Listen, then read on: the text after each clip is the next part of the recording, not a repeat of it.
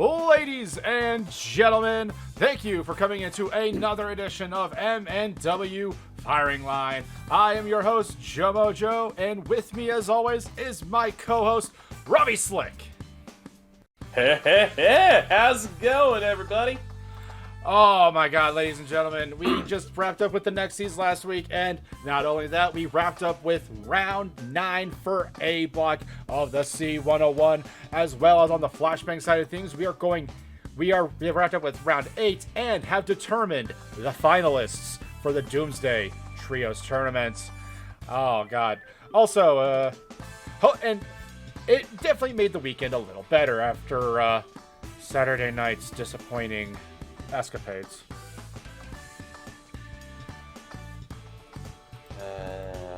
Wait, hold on. What happened again on Saturday? I kind of the Rumble. Now, to be fair, Please. there was quite a bunch of memeable events. You know what? I'll take that. But hey, I mean, come on, Sasha Banks alone. That was no. You are completely right. That was she had a very good attire. Thank you. I was blanking on the words.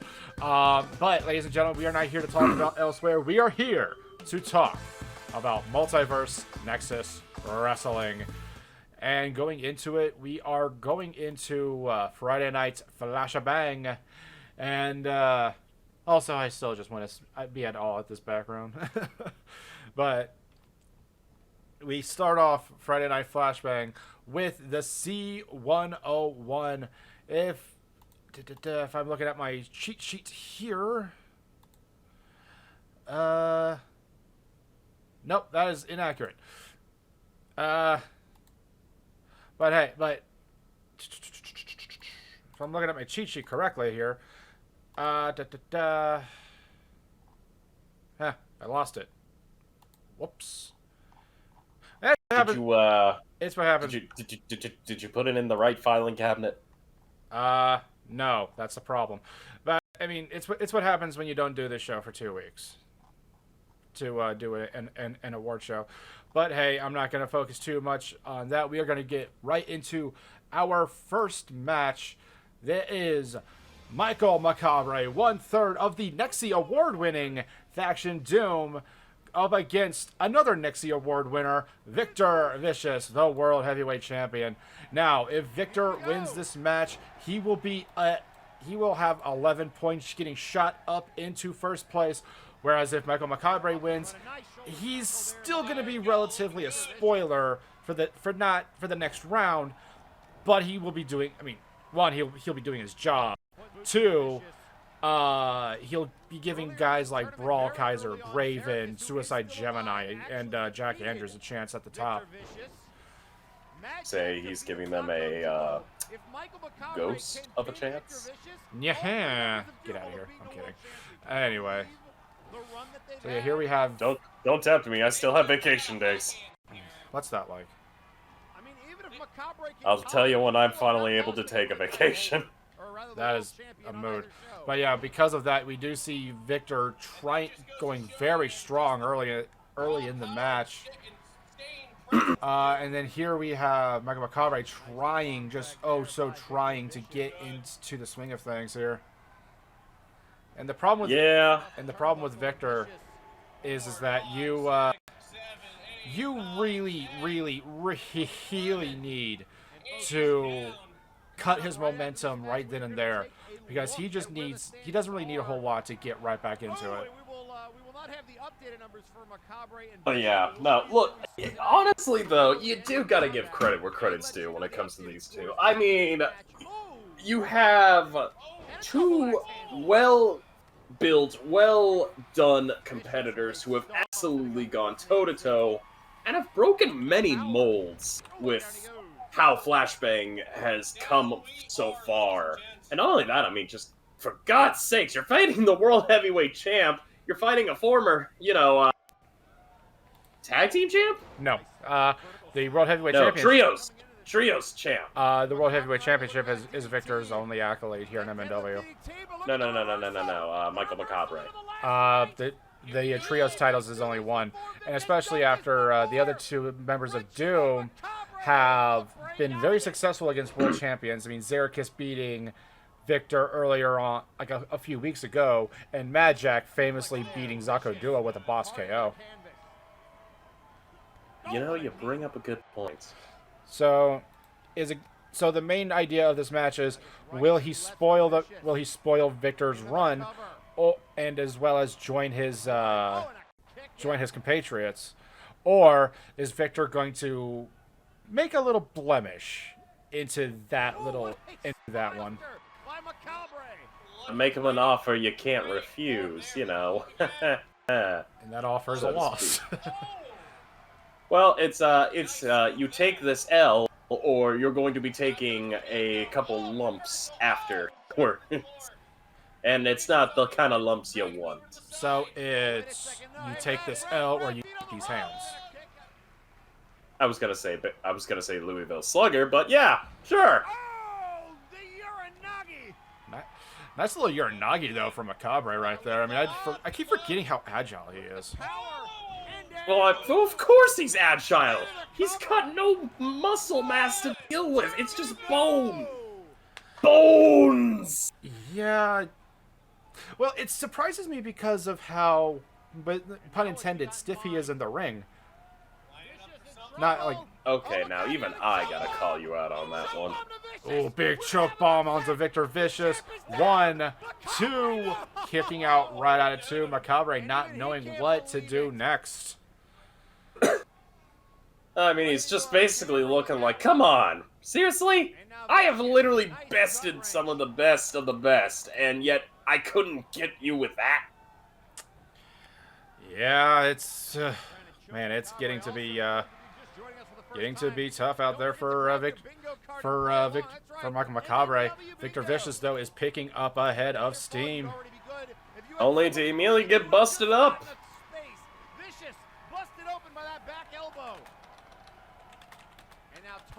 Ugh, goodness gracious, great balls of fire. And here we have the vicious clothesline right onto the Harbinger of the Apocalypse. Oh, and he's stomping him down just to make sure he stays down, taking a breath, busted, bleeding, and bruised. Is this gonna what puts away Macabre? Yeah, but not broken. That is very true. Not broken in the slightest. Arriva Dirty powerbomb straight to Michael Macabre. 1, 2, kicking out right out at 2. So yeah, ladies and gentlemen. This, by all accounts, is on. Here we have Macabre getting busted over himself. But yeah, by all accounts, we have a pure freaking slobber knocker right here. You could say, well, technically, we got a real bone-breaking bash. I will appreciate the enunciation on that one. I try my hardest. I really do. I love I love that form of wordplay at the very least. Anyway. Yeah, but you know what else I also love? I love the fact that Vic's just us thinking, okay, maybe I can get a little rest, and Michael going, no, no, you go night night.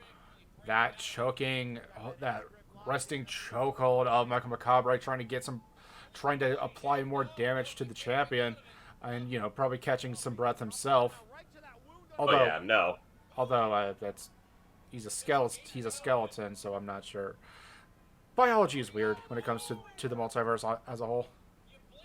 Look, man, if it looks humanoid, but it clearly isn't humanoid, I don't ask questions. The only thing I could probably think of is, maybe he's taking a milk break? A break of sorts, yes. Trying to reformulate a strategy.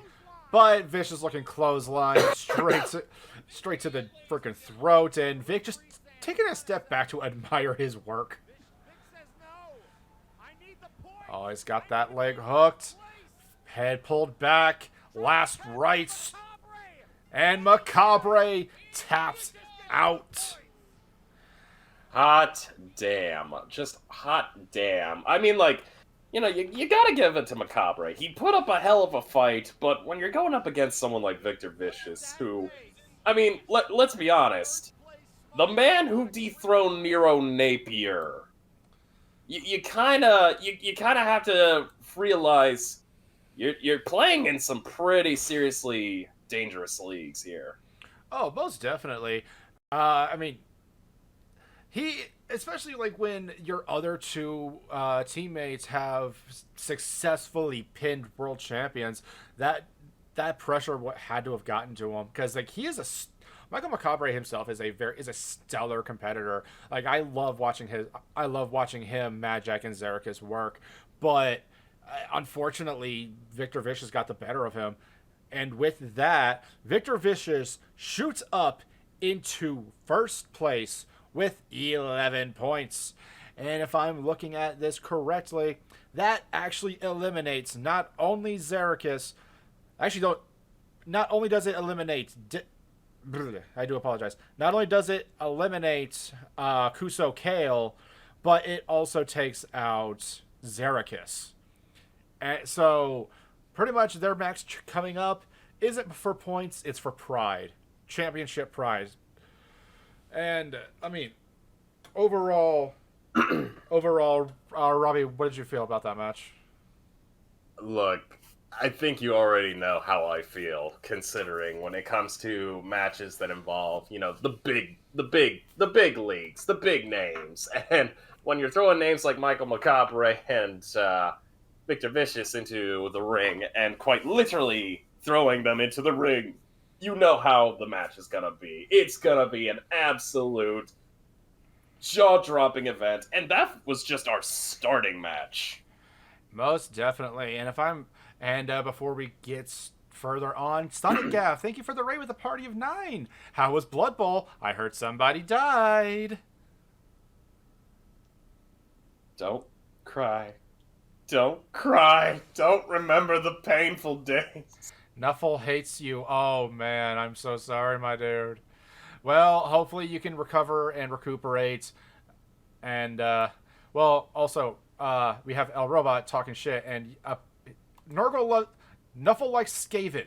We have decided this. We have known this. Anyway, ladies and gentlemen, we have enough about Blood Bowl, or else I think we're going to be summoning. Nitzik Gunk Goblin to tell us the inner workings of what a blocker does. So, ladies and gentlemen, we are going to progress into our next match. The aforementioned Kuso Kale, one half of the World Tag Team Champions, going up against another third of the Trios Champions, the Nightmare Zericus. And like mentioned earlier, because of Victor's shot into first place, this match isn't for any kind of points, because if Zericus wins, he will have 8. With one more round after this, he will not be able to close that gap. And Kuso, well, even if she wins, she would be at 8 herself. So copy paste what I mentioned earlier. Now hold on. While they may not be able to win the overall, you know, Cena Block B, there's still quite a lot that's going on here. I mean, you got a Trios champion versus a Tag Team champion.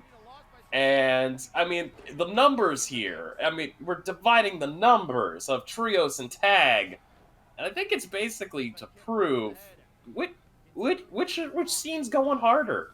Is it the Tag or is it the Trios? Well, we do have the Trios Championship has been in a very good spotlight right now because of the Doomsday Trios tournaments taking place at the same time as the C101. The tag team scene has taken a small aback, mostly because, I mean, we do have our number one contenders, the Time Bandits, Sandman and Thunderbolt, something Thunderbolt. And according to our statistician, Mr. Mendez, it does leave 5 people in contention with at the very most a four-way tie unless Victor wins.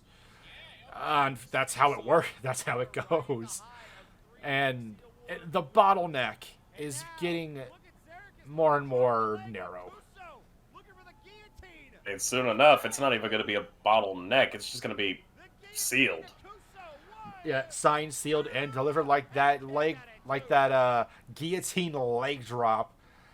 And we have Kuso whipping Xerxes right into the corner here. Turn around, bright eyes, and just going up top, going over, going back up top, and whack. Target acquired, but Kuso is not done with the nightmare. She goes right up to the top, and combat roll. Catching the chest. 1, 2. I thought she had it there, I'm not gonna lie. Yeah, I'm gonna be honest, I thought Kuso had it in the bag there too. I mean, normally when you're able to land 2 successful, like, super hits like that, usually it's game over. But remember, this is a trios. Yeah, this is a trios, belt holder. Yeah, trios champion. 1/3 of Doom, 1/3 of the trios champions. I mean, the trios titles themselves have proven to show some of the toughest competitors that we have in MNW, as well as some of the quick-minded. Yeah, and not only that, there's also the golden rule: do not fuck with Doom. Yeah, that's a recipe for disaster. And I had reports earlier about plants that were being staged. No, don't do it for your own safety, because I'll be 20 feet over here in my little booth away from that. Oh, we got the Nightmare Neckbreaker straight onto the Mandalorian, and he doesn't go in for a cover. He goes in for a splash, and Bakuso dodges. Yeah, that was kind of an interesting choice. I'm gonna be honest. I would have gone with the cover, but hey, like a splash, if it would have landed, hey, I would have taken it. I'm not looking to get horse in the mouth. Well, he probably wanted to go for a little bit more extra damage, but, I mean, which is a sound strategy in itself, but I'm not going to lie. If you go and hit someone with one of your most famous moves, you should definitely get that pin. Yeah, and then just coming up, breaking it down, throwing him in the corner, turning him around just to get that nice proper bit, and going high and flying high. Target acquired once again, going for that cover. 1, 2, kicking right out at 2. Kuso learning from Xerxes' mistake, but that is no more for a setup for the die with honor super kick. The head scissors boom. busting his face open. Now, I kind of always wanted to know this. Is that normal blood? Is that super blood? I kind of really want to know. Remember what we mentioned about the anatomy of like our more extra or more supernatural based competitors? When we were talking about Michael Macabre? Yeah, let's copy paste on that one.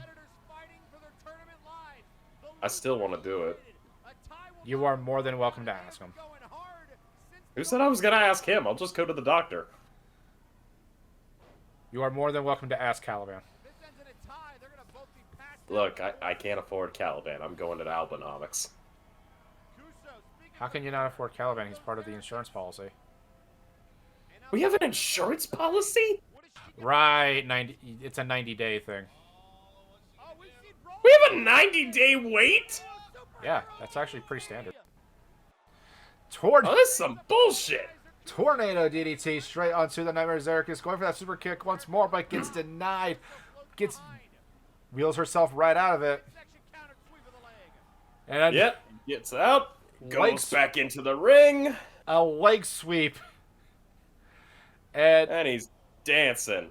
Just dancing and laughing at him. Count of 5. Zarek is telling Kuso to get up and come right back. But Zarakis is just... Zarakis is just having a ball right now. We're seeing him just mocking. Count of 8. And here we have Kuso getting up. 9. And a 10. Your winner via countout, the Nightmare Zarakis. And like mentioned earlier, is the proud owner of 8 points as of round 8. But unfortunately, it does not matter because even if he wins his next round, he still will not be able to reach Victor Vicious, who is sitting at 11. You know, I just realized he's 8 on 8, or 8 for 8. Oh my god. Yeah. That's actually kind of magical. It's a kind of magic. I wonder if he got like a lotto ticket after that. You know what? I wouldn't be surprised. Hell, I wouldn't be surprised if Zarakis, plays the Powerball. I'd do it, not gonna lie. That's like, I don't know, it feels like magic, honestly. Anyway, but yeah, like we mentioned earlier. Magic? Yeah, speaking of magic, we have the rest of Flashbang to cover. And we have, coming up next, we have Brawlkaiser versus Devin. Now, this is an interesting one. Brawlkaiser is also sitting at 8 points as of current. No, he's sitting at 9 points as of current. So if he wins, he will be tied with Victor Vicious. But I mean, even if he draws, even if he draws with Devin, he will still be up there in second place at 10 points. Devin, unfortunately, has been out for a while now. But hey, yeah. But hey, we got the good boy, the Sentai hero, your interdimensional champion and wrestler of the year, going up against one half of the unified tag team champions, Devin of Shoot Nation. So how you holding up after Shoot Nation's not win at the Nexus? I still think it was jibbed. I still am calling jibs. I call shenanigans. Even though no court of law will apparently uphold it. You realize because, I mean, Gorilla is the legal representation of MNW, the one who won Tag Team of the Year. I know what I said, and more importantly, I know I'm able to say it out loud because that's why I reinforced the walls and door. Fair enough, and here we have Devin just kicking the crap out of Brawlkaiser's face, just stretching out that spine. Ugh. Honestly, I gotta think, whenever you stretch out somebody's spine in the ring, I'd like to think it's like a 50-50 chance of either it's gonna hurt like hell, or it's just gonna be like, oh, you fixed my back for me, thank you, here, allow me to repay you in kind with a snap! Snap, suplex, straight onto Devin. I mean, I'm not gonna lie, I actually I have to agree with your statement there. Because, like, Lord knows anytime I get stretched out before a show starts, it always feels terrific. Yeah. Tell you what isn't feeling terrific, though. Devin in the corner getting completely gut-checked repeatedly. Sliding into the other corner, ref going down, and then Brawlkaiser going, nah, I'm doing this Brooklyn style. Well, that was Devin in the corner. There's Devin in the spot. Getting a nice little chokehold straight onto Devin. Brawlkaiser probably trying to catch his own breath. Yeah, honestly, I kind of feel bad for the Sentai hero himself, especially considering the fact that mask does not look comfortable. I mean, how does he breathe in that? I gotta ask him sometime. He really should. We really need him on the show. Yeah. I mean, he's very busy, being the interdimensional champion, doing Sentai work for his own universe. Yeah, we gotta freaking pin him down. Actually, now that you're mentioning it. Yeah. Notice. Hey, Phyllis. Okay, you're already on it. Thank you. You're a gem. Tell you what else got to be on. Brawlkaiser on the offensive. Honestly, this whole match, 75% of this has just been Brawlkaiser beating the absolute crap out of Devin. Like, Devin has been barely putting up a fight. I'm just wondering if, like, he knows, like, it's too late. I mean, it's like we mentioned earlier, a win puts him into first place. Even a draw continues him in second and still keeps him in a very tight contention for first. But I'm not going to lie, Devin was probably... Brawlkaiser was probably feeling that pressure, and Devin was probably just reveling in the fact that his opponent was just so stressed. Because when you're high-strung and in stress of that caliber and level, I mean, good God, you could potentially make a mistake that you aren't aware of, and your opponent can capitalize on it. And then here we have Starbuster! Straight onto the tag team champion, going for that cover. 1, 2, kicking right out at 2. Even a full 6 minutes into this match. Yeah, I'm not sure if it's called the Wave Buster because I think that's actually Jagger's signature move. But, here we have an STF. Not in the middle of the ring. Brawlkaiser actually does have a chance to get towards the ropes.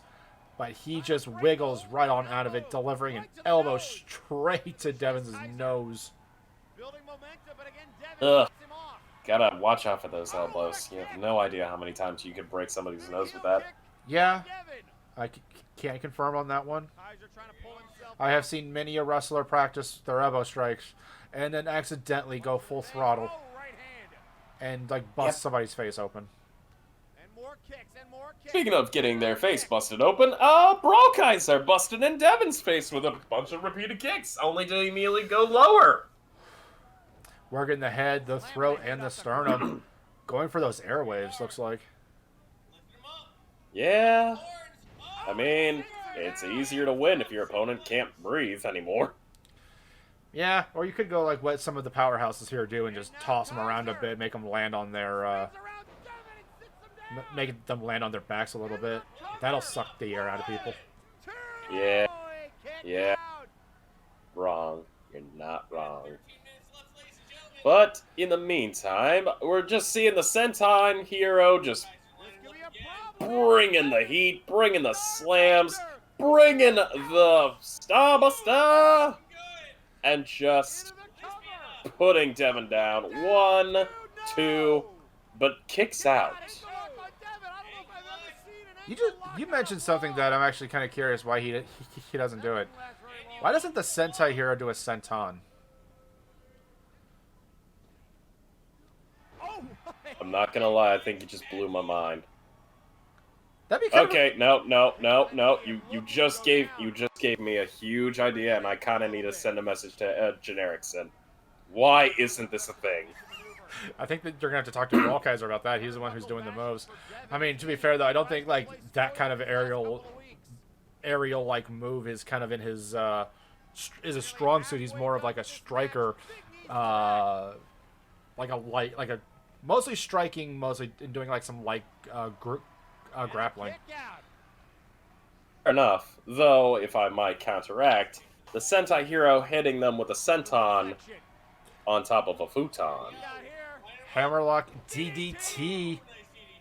Straight to the fin, looks like. Ugh.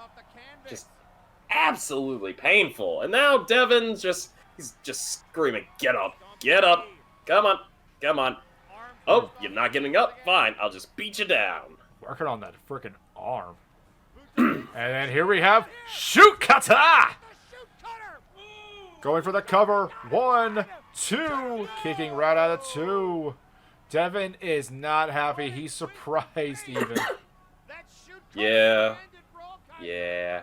And yet, he's going back for round 2. Going for that STF. Okay, so I have a serious question. What does STF stand for? I have long since forgotten, if I'm being completely honest. I'm sure somebody on social media will oblige. But me personally, I have forgotten. Great, now I gotta go search Wikipedia. My brain wants to say straight to floor, but that doesn't make sense. Oh, but you know what else doesn't make sense? How someone is able to still keep going even after getting beat like that. Just good God almighty! Clubbing blows, bringing the Sentai hero down, and then just that leg drop onto the head. See, we have a post here from social media. Step over, toe hold, face lock. Thank you for that. Makes sense. So pretty much getting right over him, driving him to the floor, and just cross facing on this while locking the leg.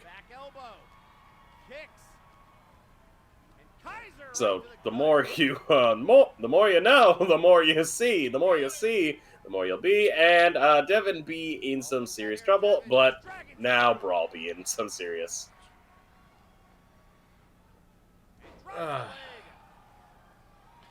And just continuously beating down Brawlkaiser.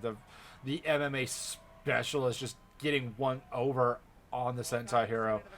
And here we have some chicanery. Apparently, Devin's elbow was... Sorry, his shoulder was kind of clipping away. I'm not sure what kind of chicanery that is.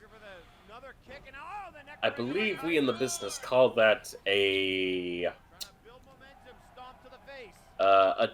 elbow, elbow check. You know, he's checking his elbow to see if it's still corporeal.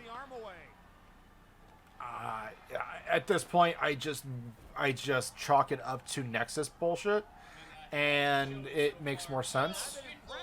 I mean, this is Flashbang. There's bound to be remnants of some weird event that happened in the past that's still going on. No, both remnants are on Warzone. You listen here, you little shit. Going for that cover after that move, going and kicks out right at one. Sees that it's not a lot. Picks him up into a stop buster. Number 3. Going for that cover. 1, 2. Kicking right out at 2. You gotta give it to Devin. He's making Brawlkaiser work for that victory. Oh, yeah, He's saying, you want it. You gotta beat me into a coma. A spoiler in the truest sense of the word. He is making Brawlkaiser just agitated. He worked hard for the money. Or in this case, he worked hard for the victory. And he's not going to treat Brawlkaiser right. That is for damn sure. Yeah. Yeah, see, here we have the shoulder freaking just disappearing from our camera views. I don't know what's going on there. You know what? I think I have an idea on what he used. Shukara! What he used? I think... Now hear me out, and then it's only just a theory. I think he uses that, no blemish, skin cream. You know, the really strong kind. Oh, looks like he was trying to go for that STF, but Brawlkaiser whips right around. Going in, picks him up, and then driving his shoulders right into the mat, going for that cover. 1, 2. Ooh, kicks out at 1.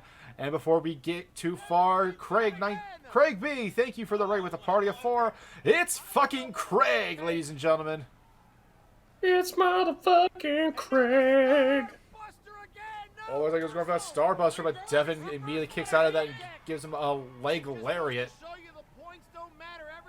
Yeah, you know, as much as I gotta say this, I gotta give credit to the Warzone tag team champion here.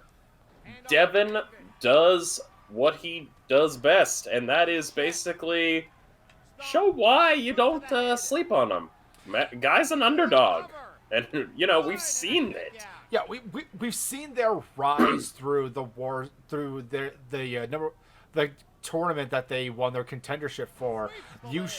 We saw them rise to the occasion against the Toxic Wastelanders, who pretty much talk to them down the entire time, and just surprising everybody. Speaking of surprises, STF. But is Broadcaster going to tap? So close to the ropes, gets right out of it. So yeah, the constant underdogs, Devin and Jack Abbott. After they reformed, they have been on a tear. I mean, they were nominated for Tag Team of the Year for the Warzone Nexus, but unfortunately didn't get enough of votes to win that one. Well, you know, as much as I'll have my gripe, I still see them as champions. But when you're facing off against the interdimensional champion of Flashbang, well, I'm gonna be honest.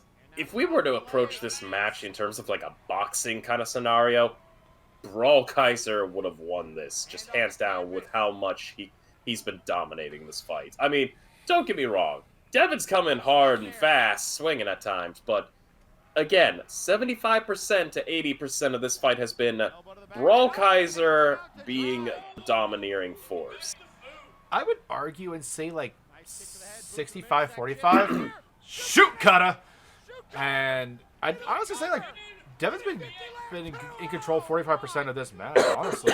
But, like, it just registered that, to me at least, that the tag team champions outside of Mad Jack, all the tag team champions that are in this tournament, have not been doing very hot in the C101. You have a theory on that? Because I got a theory on that. Well, my main theory is that all those competitors are tag team wrestlers. They're not singles competitors like Brawl Kaiser, Semjax, Victor Vicious, Jack Andrews. They have been. I mean, they've made their name in the tag team scene. I mean, you do have a point there. Though, to be fair, Jack Abbott has a long history of being a solo man, and, you know, you can't fault him. And then just seeing Devin come in with the surprise going, come on, STF, are you gonna tap? Nope, breaks out of it. And it's literally do or die time at this point, because there's only like 40 seconds on the friggin' clock. Most definitely, time is literally of the essence. Is Brawl Kaiser going to come out in first place, or is Devin going to spoil Brawl Kaiser in this night? Because he will not be out of this tournament. No. But he will still be in a very precarious situation. And with the Sentai heroes, no anxiety, that's not going to be a good thing. Yeah, but he's got him down. One, and just kicked out. And there's only 10 seconds on the clock. 5, 4, 3, 2, 1. It is a draw, ladies and gentlemen. Brawl Kaiser is the owner, is in second place as of current with 10 points in second place. Whereas Devin, well, that tie brings him up to 3. So he spoiled the nights for Brawl Kaiser in a way, but I think he's still kicking himself a little bit that he couldn't get that win. You know, you win some, you lose some, but a tie is not as bad. I mean, you can technically walk away with a pretty decent amount with just a tie. Well, it also puts Brawl Kaiser in a very precarious situation itself, because he's only 1 point behind Victor Vicious as of right now, and with that, he's still going to be in that nail biter scenario where if Victor ties, he could pretty much secure his first place spot after his match. Whereas like Brawl Kaiser, he needs to win his last match tomorrow. He can't draw, he can't lose, he has to win. Because Victor, unless Victor loses, Brawl Kaiser's in a very bad situation. Just gonna say this right now, Brawl Kaiser, if you're hearing this, remember the most important things: push-ups, sit-ups, squats, 10-kilometer run, drink plenty of juice, live to win. Till you die. Anyway, we're gonna get Dempsey hit so fast on that one. Anyway, so we will be shifting away from the C101 action and going into the semifinals for the Doomsday Trios Championship. We have Vaporwave, Apollo Hades, Rico Rose, and Agualung going up against Demolition Fox, El Pollo de la Muerte, and El Toro Azul in AAA. And these are definitely two of the oldest and the most prolific teams that Flashbang has. Oh yeah, two established teams that have absolutely earned their glories, their recognitions. I mean, you cannot look at this entire thing and go, no one here deserves to be there, because everyone deserves to be there. And it's actually kind of funny how it all started. It all like starts off here. The powerhouses are against each other. The quick, agile technicians, and then of course Apollo and El Pollo, who are the leaders of their respective factions, going up against each other. This is kind of like a funny little mirror match. You could say it's a mirror match at the Barnyard Rave. You know what? I'll give that to you. Thank you. I needed that. I needed this victory. I like the image mostly because it takes the term of Animal Farm and puts it in a more positive light. Yeah, but speaking of things getting sent to the slaughterhouse, poor Rico Rose getting completely put down by El Toro. That's Agualung actually. No. A little bit before that. Most definitely. Now Aqualung's also getting completely just decimated in ring with El Pollo coming in just being like, I kind of want to get a front row seat. Also, everybody, cheer. And for the semifinals, and I'm assuming the finals themselves, we have elimination tornado tag rules. So just because someone gets pinned does not mean the match is over until the last person of that team is standing. And AAA does like to play the numbers game, whereas like Apollo, Hades, and Agualung, they are very good as a team. But my God, that big boot from Rico Rose onto the beak of Pollo. And we have some post from our statistician, Rico versus El Pollo, two of the most devastating submissions in the entirety of Flashbang. I have to agree with that. The freaking full Nelson that Rico puts on, just tossing people around with it, as well as the cross-face chicken wing. That move has I can count on my hands how many times the chicken wing on Pollo has failed. And that is not a lot compared to how many people it has tapped out. Fair enough. Speaking of things getting tapped, the blood tap has been apparently tapped in, thanks to Aqualung being able to... Wait, was that Aqualung? Am I saying the right name? Agualung is one of the purple, but Agualung eliminates El Toro Azul. And we have a nice little Hurricane Rana from Demolition Fox there. Ooh, good disaster kick onto Demolition Fox. And just, oh God, it slaps harder. But you see El Pollo's still outside, also making a tap. Made him tap. Oh yeah, apologies. I probably cut that out too early. But yeah, Rico and Agualung were too busy in the ring facing off Demolition Fox and El Toro. They did not see Apollo Hades getting tapped out by El Pollo. I mean, hey, you gotta keep your eyes on the prize, and you don't want to get too cocky. Ignoring that one. And kicking right at it too is Rico. So here we have two of the most agile people, the powerhouse of Vaporwave, Rico Rose, and the calm yet charismatic presence of El Pollo de la Muerte. You know, I'll be honest.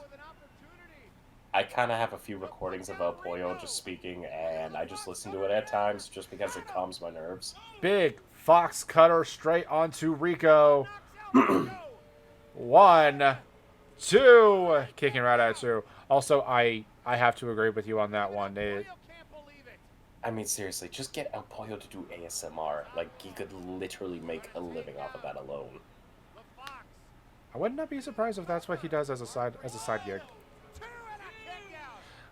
And See it? here we have Rico celebrating a little too early after Aguilon kicked right out. And then Demo just taking him out of the ring. Just saying, goodbye, get out of my ring, get out of my ring, all of you, only me, no one else. Hey, I will be right back. Phil sneezing for something real quick. Oh, no problem, just be good. Anyways, so, folks, as you can clearly see, Aqualung getting completely hit on, Demolition Fox getting beat, and El Pollo coming in trying to rescue. As any good faction leader would do. And just seeing, Demolition Fox going, you know what, I could take this. Why don't you go handle Rico? Considering Rico's kind of getting closer, and just broke it up. Demolition Fox, though, being like, you know what, never mind, I got Rico. You handle Aqualung. It is a literal bash in this ring, and I gotta admit, like, Vaporwave and AAA they're bringing their A game. They are bringing it hard, they're bringing it fast, and just El Pollo setting up, going for a nice cross-face chicken wing onto Pollo, and as Demolition Fox is applying the Fox Cutter, Aguilon is eliminated. And then Fox Cutter number 2. Hey, AAA is cleaning house. El Pollo coming in, going for the turns. Bring him down. 1, 2, 3. And your winner, AAA. AAA is going into the finals of the Doomsday Trios Champion. And I can't think of a more deserving team, honestly. Honestly, you know what?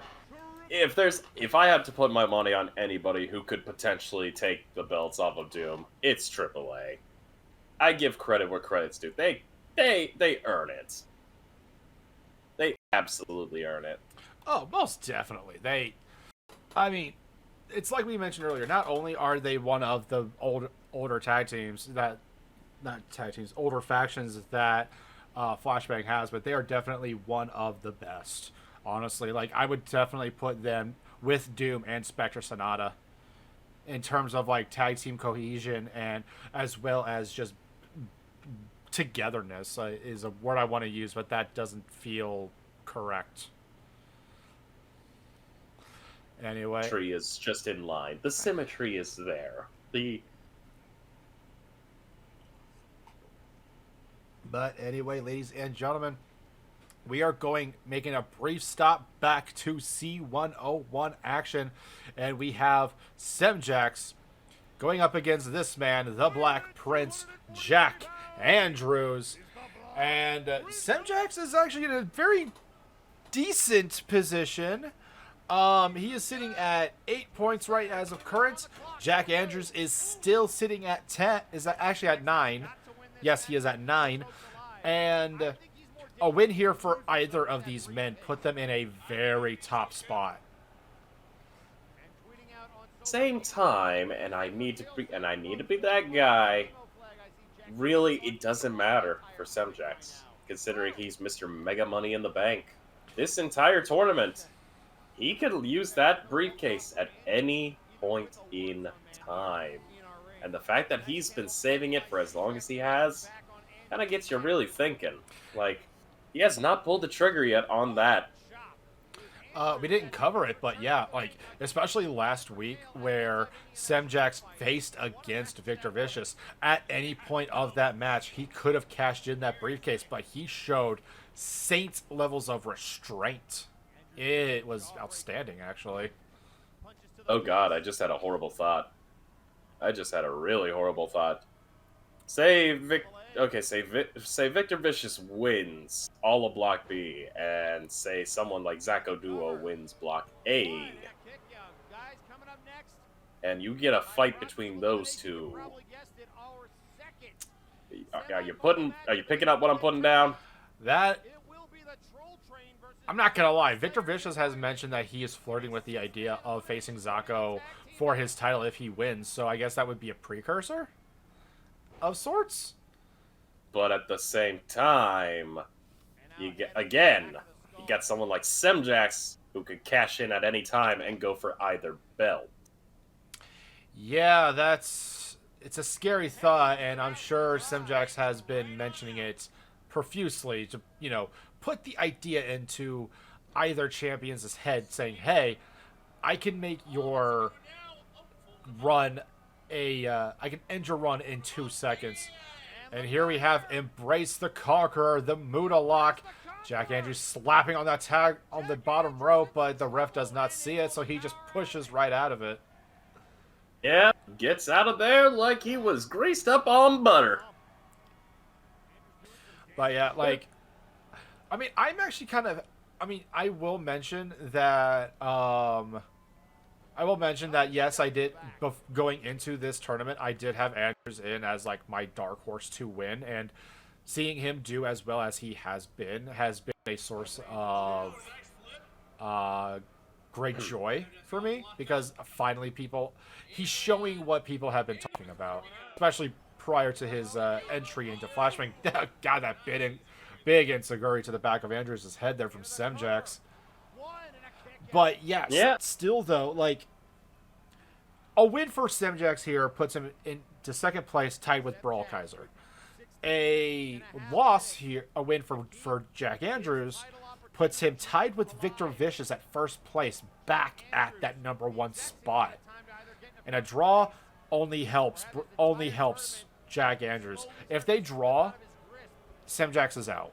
So he has to win this match. There is no maybe for him. It's true. But then again, he's facing Jack Andrews, and Andrews has proven time and time again he can hold his own with the best of them. He can absolutely hold with the best, and more importantly, man knows how to last a long time. So really, he's basically playing the spoiler game here on his own right. I mean, yeah, you got the stamina of a vampire as opposed to the workhorse that is Jack Andrews. Yeah, just retching back on his arms, choking the life out of him while applying pressure to the knee. Sorry, applying pressure to the spine with his knee. Ugh. Yeah. Well, don't really think choking a vampire really works. I mean, how do you choke the life or unlife out? That is a good question. Someone call Van Helsing? Also, can you just mention this to Integra Helsing, because that could help? Yeah. Kind of want some, We need some hard facts on that one. Yeah, we need some facts dropped on us. Learn us some science, you know. But in the meantime, we're about to learn us some brutality. Bow and arrow stretch. Oh man, that is brutal. And notice how he's just stretching him. Like, he's stretching him like an English longbow. And if you've seen how big those things are, you understand why Semjax is in as much pain as he is. You mentioned English longbow, and I mean, Andrews is the Prince of Wales, so. Oh, the irony. I don't think it is missed on him. Oh, this is giving me some, this is giving me some flashbacks. Wait, he's Welsh? Yeah. Wait, isn't Jack Andrews also Welsh? No, Andrews is Welsh. That's what I was mentioning. Semjax, I have not been able to pin down a location on him. He's been very mysterious about his origin. about his. I'm saying origin. Central. I'm just look. I hate to be that guy. I'm just gonna say Central Europe. His accent does not give that away, but you know, I wouldn't be surprised. Yeah, but you know what else is not surprising? The absolute beatdown that's occurring onto Semjax by Jack Andrews. Because Jack looks like he's just like looking a little bit more personal than it is than normal. Yeah, like I mean, both of these men have everything to gain and everything to lose in this match, as we have previously stated earlier on in the night. I mean, hell, earlier on in this match alone, it's pretty much death or glory. Yeah, just boom, boom, boom, boom, boom. Chops. Beautiful suplex into that bridge, going back into another suplex. Okay, look, Jack, I don't know if you can hear us. I don't know if you watch the show, if you listen to us on the radio, on a podcast, but you don't need to flex that hard with your stretching capabilities, my guy.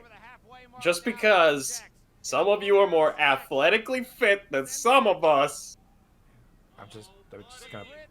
I'm patting you on the back right now. It's okay.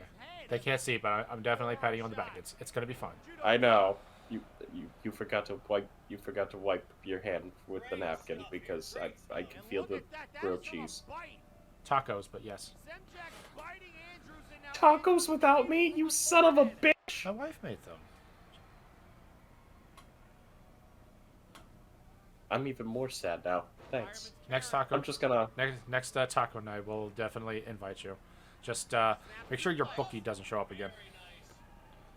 Hey, you leave Jimmy alone. You leave him out of this. He makes my daughter feel uncomfortable. That's all I will say. But anyway, back into this match, ladies and gentlemen.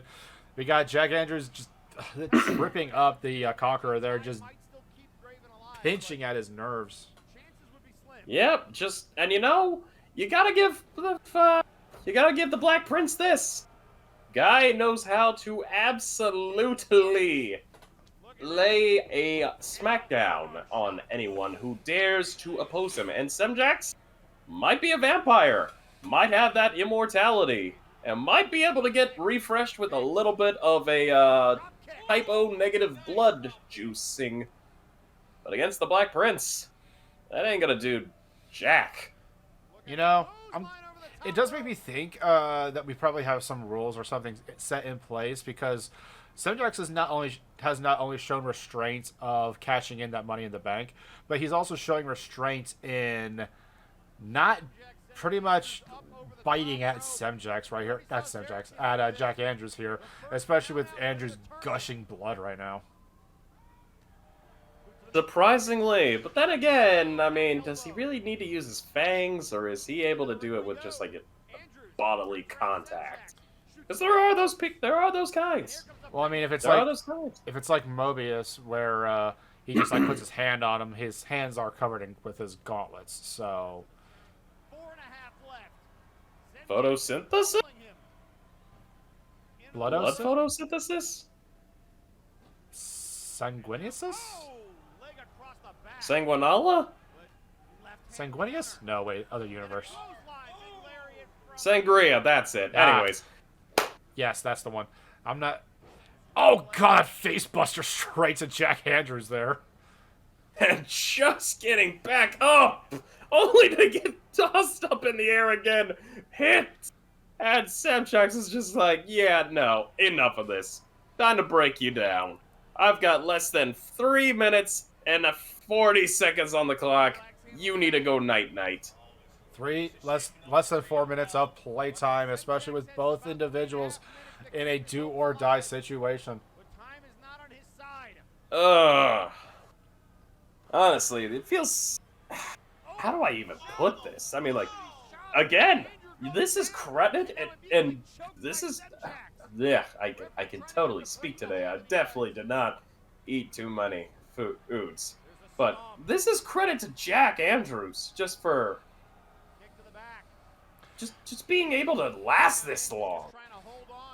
I mean, it's like we mentioned earlier. Semjax once Semjax gets going, he is a force to be reckoned with, and Jack Andrews is as resilient as he claims to be. He's as resilient as he said he was back when he was being a bit more egotistical, back to when he was calling himself a one of a kind. I mean, you know, the man's got it. The man's got that endurance that's stronger than plutonium. So I ain't gonna complain. And here we have another bow and arrow stretching out the Conqueror. Will he tap? He will not. He gets right out. And here we see him in a very dominating situation right here. I gotta say, this has been an even... I'm sorry, go ahead. Oh no, by all means. I gotta say, this has just been an even match. Like, it's been a back and forth situation this entire match. It really has. And you know what? You can't fault either of these wrestlers because they're just... I mean, it's endurance. It's the literal endurance of an immortal versus a noble. And these two are just going hard as hell. Technically he's not nobility, it's a title, but...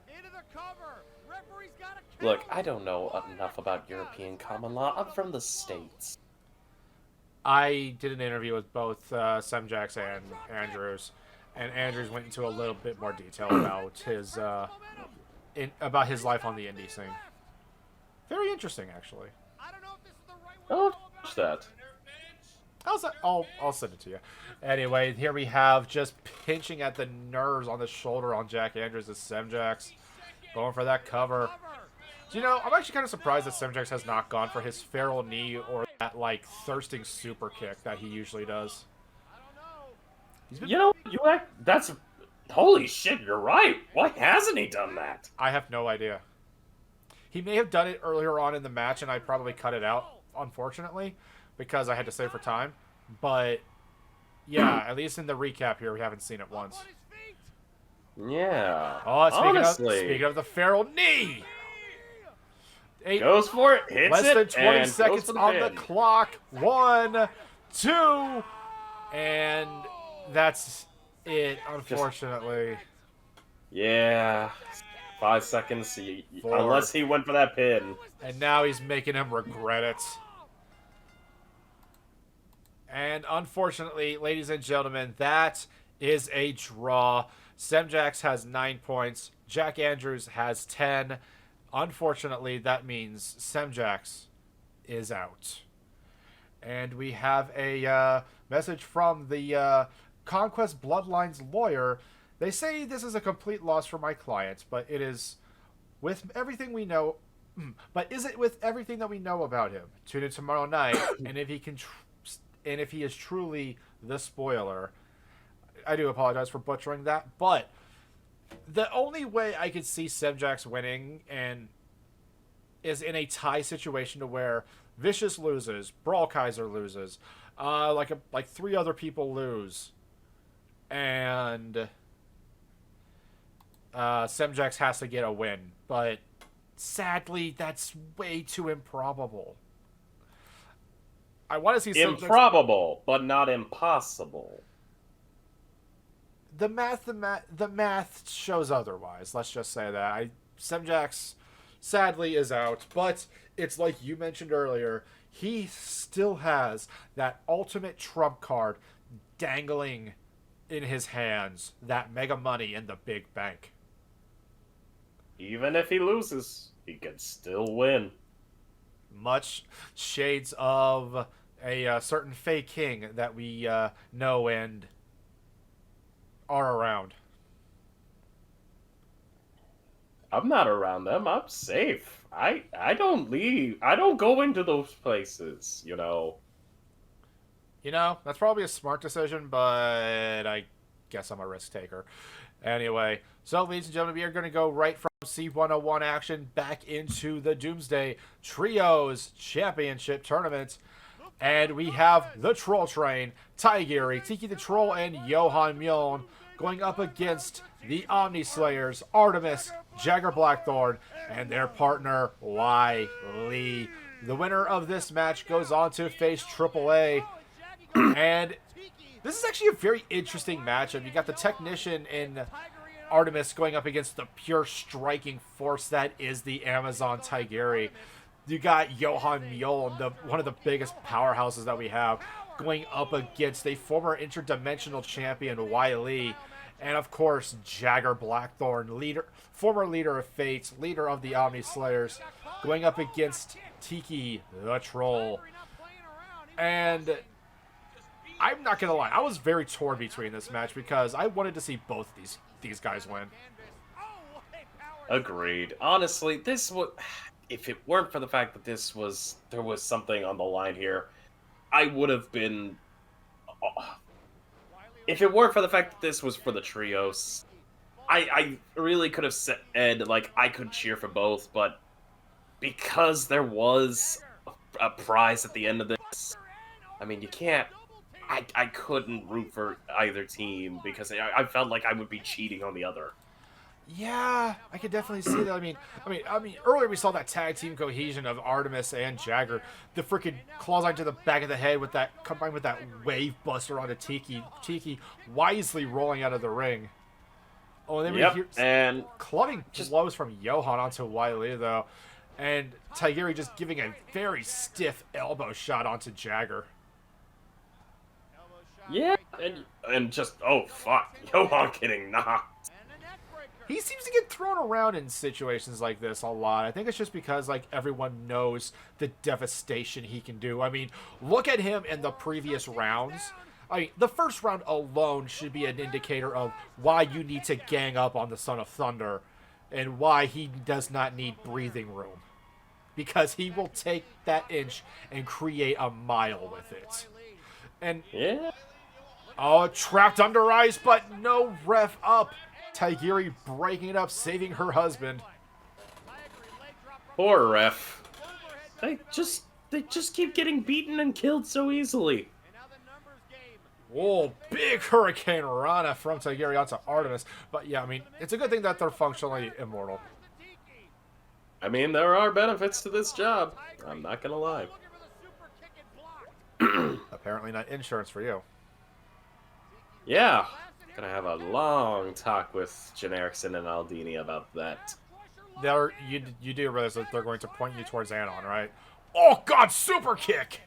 Straight I'm willing to take that risk. Also, hot damn! Oh, that super kick was brutal. And then big superplex onto Johan Mjoln and a star gazer onto Artemis. By God, he is rocked. You know, ref not seeing the pin because Tiki was going in for that figure 4 leg lock onto Jagger. And then having to just jump back in the ring because he's just too much action. It's too much. It's sensory overload. I mean, do you expect anything less from these 6 people? No, in fact, I expect that, you know, the ring could be destroyed at any time just because of the fight. God Slayer strike. 1, 2, 3. Tiki's eliminated in a running bicycle kick. Johan hitting Ragnarok onto Wiley. Wiley is eliminated. And now we have the Omni Slayers versus the Mjolns. And you know what? A good fight. It's a really good fight. Because now you have two teams who are now down to their own two members. Each one well-versed with their partner. I mean, you have the apprentice and mentor and the husband and wife combination going up against each other. Also, can we just take a moment to appreciate the fact that just a little bit ago, Johan knocked my boy out into the steps? Yeah, he does that. Surprisingly a lot. Ragnarok! Right on to Artemis. Going for that cover. 1, 2. Kicking right out of 2. Didn't see the ref on that one. Having to do a double jump. Really had to do a double jump there just to be able to break it up. Jagger saving his partner. And now we have Artemis. Oh no. The prayer to Athena. Stargazer. And just slamming it. Going hard. Going for the pin. Going for that cover, but Breaks out, though. But Artemis catches that rope. I swear, it has been told in legend, each Stargazer kick is like a bite from the Hound of Cerberus himself. You never want to have that third clench down. But a Godslayer strike onto the demigod. 1, 2, 3. Johan has been eliminated. It is now the Omnislayers versus the Amazon. And Johan begrudgingly leaving the ring. He knows his wife can handle a fight between these two. And she just keeps kicking his face into the damn step. She does that a lot. What is it with people in these steps? Listen, you've seen who her husband is. You know, the guy she went against a lot of Amazonian traditions and said, yes, this is the man I want to be with for the rest of my life. You've seen the road of broken bodies he has created. She's picked up a few things. Yes. What else is getting picked up? Fate, the members of the Fate, just absolutely coming in hard. And we see some hesitation out of both Artemis and Jagger Blackthorn. I don't think that they're... I don't know what was going on with this. A lot of people have been speculating as to why they've been... Their sequences haven't been as clean. A lot of people say that they're not used to fighting a woman, which I will guarantee they are. I mean, look back at Jagger's ongoing back and forth with Kath Gina, the Fey Queen. Yeah, no, he's more than comfortable with fighting just about anybody. And Artemis, however, Artemis has been also in that spat himself. So it cannot be that. I think it's just because... I'm sorry, go ahead. Oh, no. But at the same time, it's probably just because of the levels that they're going through. And not only that, I mean, the game's changed. The game has changed. So, we got some counter mutilation onto the Amazon. Is she gonna tap? She's showing signs of life. She is not fading away. Still going strong, eh? Reverses out of it. Back elbow straight to the face of Artemis. So here's my theory as to why they were reserved, so to speak. It's all because they know for a fact that Taigiri is a smart competitor. She is a smart individual in and out of the ring. Oh God, bicycle kick straight to the face. They know she can find a reversal for just about anything and anyone. So they were trying to be calculating. They were trying to be sure that they got her down. And that is what I am sure of. More than likely. But at the same time, also just going for trying to get him to submit. Would not go, and whack. Yeah, see, here we see, and here's kind of the thing here. They are sitting there strategizing about what are we going to do with this. She is not giving up. She is still with us right now, and we can't put her away. We got to think of something. And Taigiri takes that hesitation and kind of smacks Jagger in the face with it. As she just kind of applauds to the crowd. She doesn't speak much, but she knows what the crowd likes. Yeah, but at the same time, you know, you gotta give credit where credit's due. Though they may be taking the beating, the Omnislayers have basically just been keeping... They've been keeping well. Oh, they've been keeping real well. It's the strategizing. It's the strategy that I was mentioning earlier. They have been trying to keep their defenses up this entire match, trying to find a way to put the Amazon down. Like, they are doing I'm not gonna lie, this is the smartest thing that they could have done in this entire matchup. You bring up a good point. Of course, then we got Jagger. It's a Yeah, I know what you were going for. Uh, I was about to call him Yardomir Hager. Ugh. It's been a day. It's been a long day. Hunters. But the Omni Slayers not giving up, going just dancing around with the Amazonian. And whack, double teamed.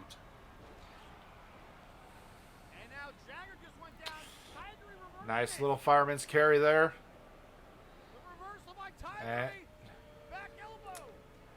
just working on the abdomen of Artemis. Big bicycle kick. Just puts him down, but you can see the exhaustion finally starting to settle in. Oh, And you know what? Another Going prayer. up. Another prayer to Athena. Big super kick straight to the dome. Going for that cover. One, 2, 3. Artemis is out. It is now Jagger versus Taikiri in a big clothesline. He capitalized on that brief moment. 2, kicking right out at 2. He was waiting. He was waiting in the wings, waiting for his shot, and he has pretty much taken everything that he's seen. And a big barbarian barrage onto the Amazon. 1, 2, 3. The Omnislayers and Wiley progress into the finals of the Doomsday Trios Championship. Those cold, calculating moves paid off in dividends. And you can just see it here. You know, this was an absolute slobber knocker of a fight, and it definitely deserves its as part of my top slots for that entire night. That was a fantastic match. I mean, the moments of hesitation definitely made it feel like it was a bit long and drawn out, but the ends justified the means. And honestly, and I'm not gonna lie, it was a smart decision on the for the Omnislayers. Yeah, it really was. Just kind of brings a tear to your eye a little bit. But, ladies and gentlemen, that means that the Omnislayers and Wiley are going to be going up against AAA in the finals tomorrow. I believe it's tomorrow. If not, somebody please correct me. But I believe it's going to be tomorrow. But we have one more match to cover. We have the last C101 match of round 8. The Homicidal, Suicidal Gemini going up against the Chocolate Zombie, Graven. Oh boy. This is a big match. Oh, this is a big match. Most definitely. Suicide Gemini sitting at second place with 10 points. Graven at 8. And this is a do-or-die scenario for Graven. If Graven wins, he will make that second place He will turn second place from a 3-way tie into a 4-way tie and still be alive in this tournament. But if Gemini wins, he is in first place, and he will eliminate. Actually, he'll probably eliminate not only Graven but also Jack Andrews and Brawl Kaiser. Yeah, they would be in a precarious scenario, meaning Gemini would have to lose in the next round if he won. But if Gemini loses, all 3 men can breathe a breath of fresh air. So they are probably putting all of their money on Graven right now. And honestly, I gotta be honest. I have my money on Suicide. I have my money on Suicide here, just because, let's face it, the plots, the schemes, I mean, for all I know, this was a game of 5th-dimensional hyper chess cube strip poker. You know, I'm surprised you can say that as easy as you can, because I always flub up on after the hyperspace part. Look, at least it's not Vestroya and parallel billiards. Ugh, I can't even stomach that game. At least it's less chaotic than Battle Mace 41K. Don't even get me started. I can never understand the rules on that one. Don't even. You'll never will. Believe me. But minus the children's card game, let's talk about the game that's being played right in front of our eyes between Graven and Suicide Gemini. Two people who I'm fairly certain kind of really want to beat the shit out of each other. And for obvious reasons and not so obvious reasons. I mean, obvious reasons for, I mean, not only, I mean, let's look at the tournament. Like, you've already spoken about the tournament reasons, but personal reasons. I mean, Graven has been trying to chomp at the bits to get a world title shot ever since the four-way dance between him, Jagger Blackthorn, Wilson Son of Will, and Ginger Boy for the inaugural World Heavyweight Championship match. And then also with everything that Gemini has done, I mean, Graven has to have, a lot of the things that Graven has probably picked up from Fate was not sitting well with him, so he probably is thinking of this as some sort of like retribution. If I remember correctly, he actually did try to get a match with Gemini when he revealed that, well, when Gemini revealed that he was behind the hit and runs. True. Not only that, I mean, it kind of got a lot personal as well for everything that occurred just during the lead up to this moment. I mean, not only that, Gemini, you can't sleep on Gemini. If he senses even a bit of weakness, he will taunt you and tell you straight to your face. He has. I will win. But Graven, you gotta give credit where credit's due. Graven's kind of held his own, and honestly, he's been a lot more silent but deadly. So I made a speculation of this back a couple weeks ago when CG was guest hosting. I think it's because Graven realizes his own mortality for a change, that he's been a bit less reckless and more, I want to say more I want to say calculating, but that doesn't seem correct. He's been a bit more cautious with his moveset. And like how he does zombie? Things. Yes. Isn't he? So isn't he technically immortal? Well, to help revive Tiki the Troll, he enlisted the help of Kathgina, the Fey Queen, and she extracted some of his life force from himself to give to Tiki, essentially giving Tiki new life. So you go from a immortal being to pretty much feeling not at 100%. And like that was the theme of like what everyone was telling him, especially Wiley, for like months. Like, you're not at 100%. You are not who you were. And well, Graven took that advice and actually listened. He, like, no more is he the reckless kid that came in to face Dark Lord Prinny just because he wanted to fight him. No, this is a mature Graven Allen.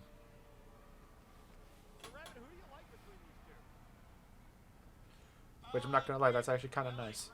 He's learning. He really is, and you know what? You can't top that.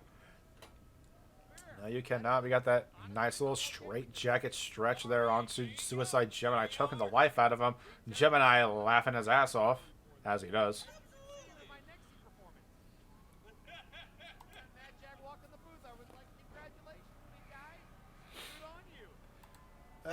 Excuse me. I gotta find something.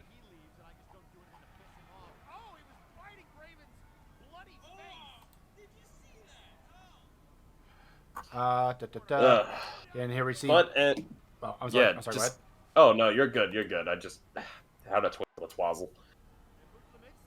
Oh, but Graven just coming out hard, coming out fast, coming out strong, and though Gemini may be showcasing some of that sadistic little brutality he hides underneath that thin layer of courtesy, quote unquote.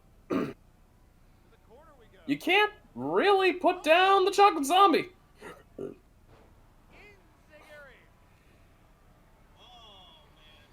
And let's see what we. Apologies, had to look for something. It's not there. I'm disappointed.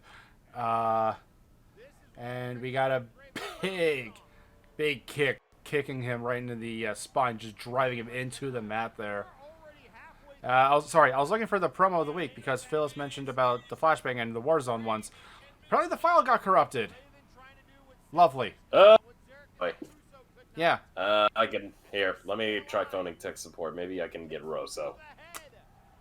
You know, that he could actually help. So, unfortunately, there are no promos of the week to be shown this week, apparently, because I can't freaking find them or play them. I am upset. But what's not upsetting is this match, ladies and gentlemen. We got going for that cover, but Graven kicks out immediately. Whipping him into the corner.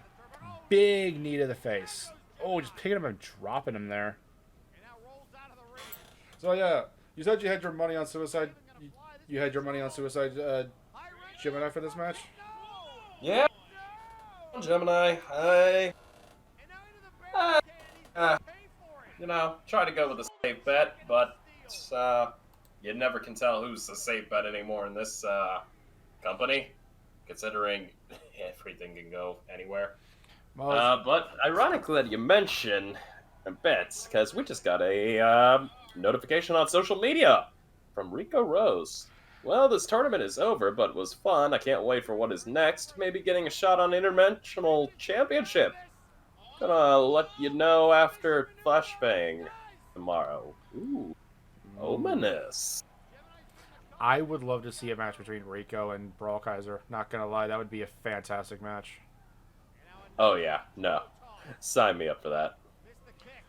Especially like the way that like Rico can like just toss people, like just jostle people around when they're in that full Nelson. Oh, just absolute masterclass right there. Anyway, so we got just dropping Gemini right on his head is Graven Allen. Ooh, seek and destroy. Coming down hard, coming down fast, and let me tell you something. This man is blasting that ass. Phrasing. Anyway, but yeah, Gemini gaining a form of gaining any kind of momentum, and here looks like he's setting up for something big. Oh, and Gemini just denies him right there. Denied him like Peter denied Jesus. And we got, and that was a big pile driver onto the chocolate zombie going up top. Is this going to be the? Is this going to be? Oh, looks like he was. Is it? Looks like he was going to go for Embrace Despair, but it might be a little too far away.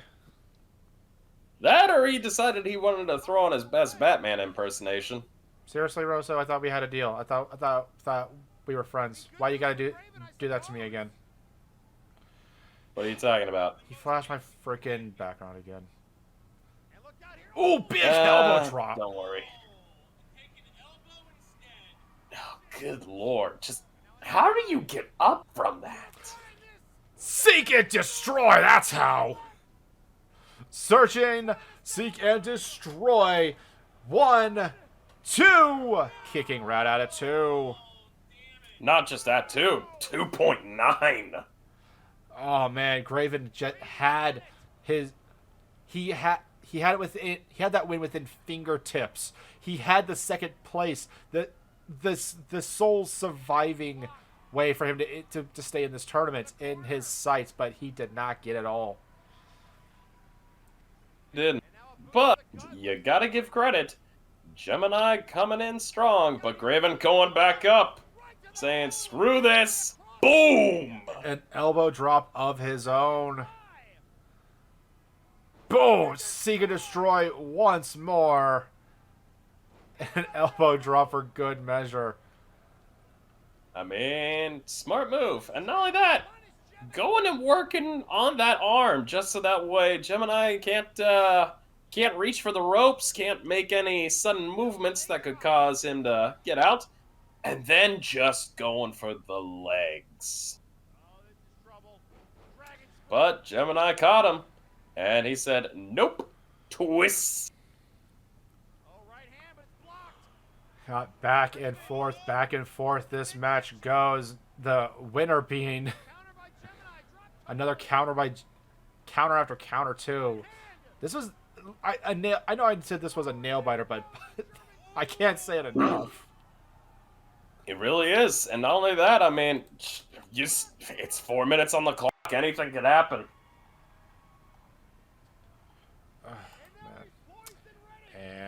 looks like he's setting up for another seek and destroy. Going for that cover. This might be the win. 1, 2, 3.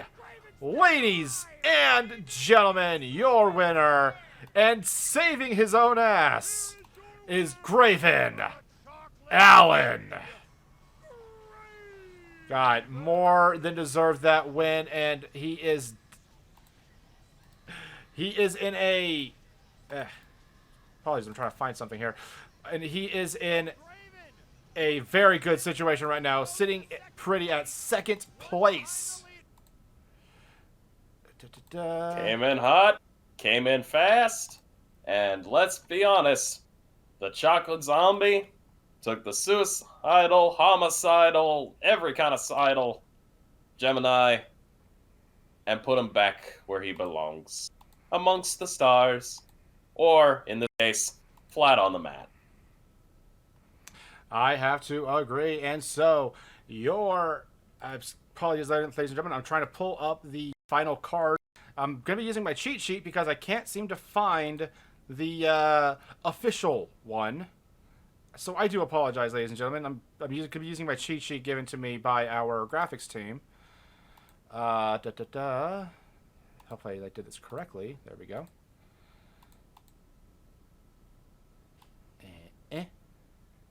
And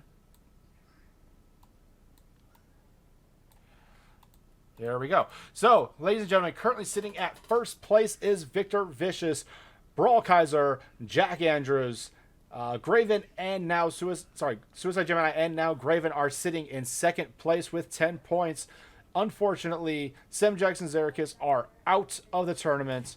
Kuso, Kale, Devin, and Michael Macabre have been spoilers for about a week now, but they, well, as y'all can see, are unfortunately out of this tournament as well. So, tomorrow, ladies and gentlemen, is going to be the final round of B block, and that is going to be very interesting to say the least. Excuse me as I pull up the match. So, Robbie, what did you think of that match? Honestly, that match was... It deserved being that main event. And you know what? I give credit where credit's due. I had my money dead set on Suicide Gemini taking that victory.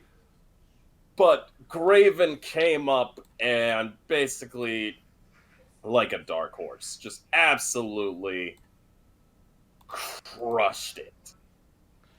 Yeah, and tomorrow is going to be your final round of Block B. We have Suicide Gemini going up against Zerikis. Kuso Kale goes up against the good boy, the Sentai hero, your interdimensional champion, Brawl Kaiser. We got Michael Macabre versus Devin of Shoot Nation. Semjax takes on Graven Allen. And the final, Jack Andrews versus Victor Vicious. So, Suicide Gemini needs a win over Zerikis. Brawl Kaiser needs a win over Kuso. Michael Macabre and Devin, they're probably going to have fun with this match because neither of them are any serious situations. So, honestly, they could just go ham. They could just... Yeah, no. They're going to have fun. Yeah, they're going to have fun. Yeah, they could do all the crazy stunts and not have to worry about longevity. So, I mean, they could just, be held up for, a while and be like, you know what? That was awesome. And here, back into the pressure of things, we have Semjax going up against Graven Allen. Graven needs that win over Semjax. And we have Jack Andrews versus Victor Vicious.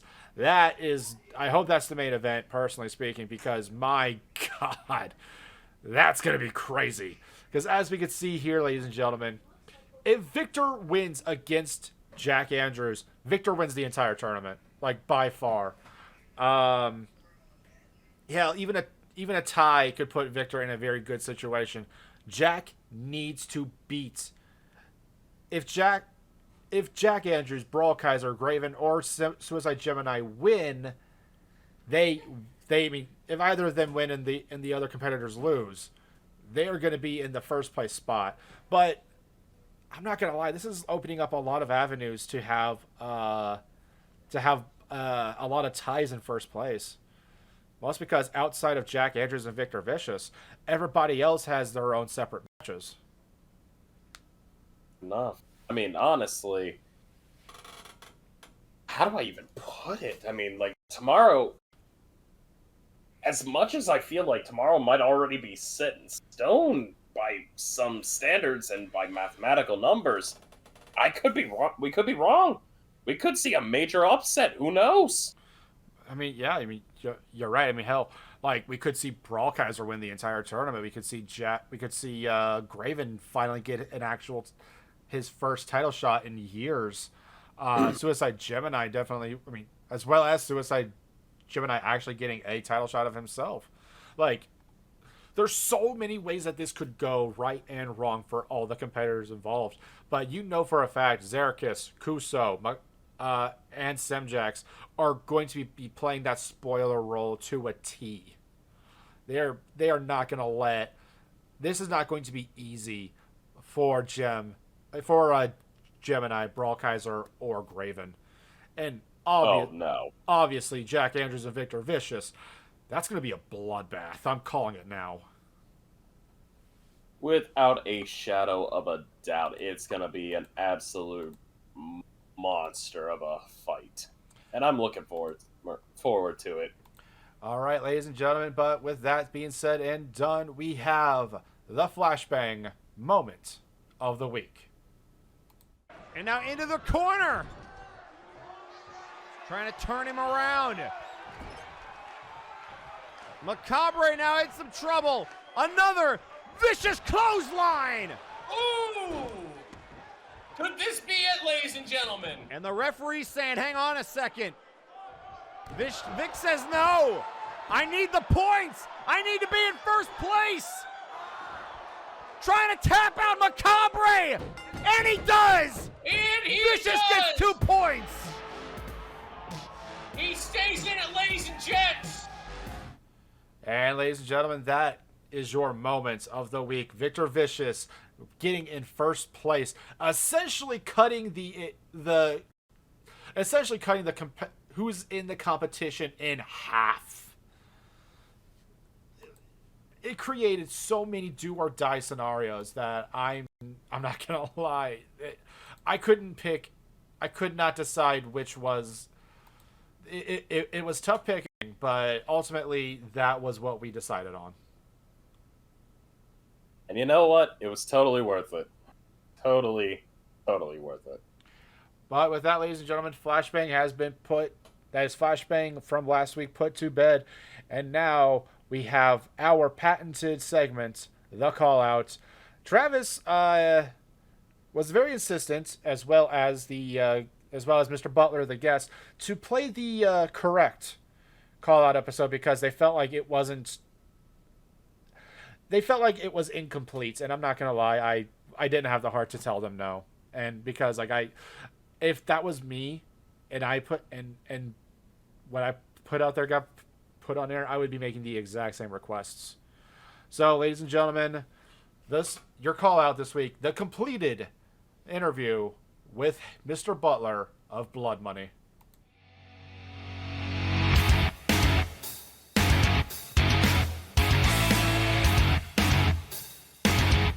Hello there, my name is Travis and welcome back to the Call Out. Today we're going to be talking to somebody who's made a very good impression in the Warzone roster. It's time to suit up, put your mask on, and pick out your favorite manga. Today we talk to Mr. Butler.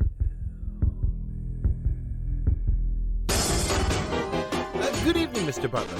Thanks for coming in today to the Call Out.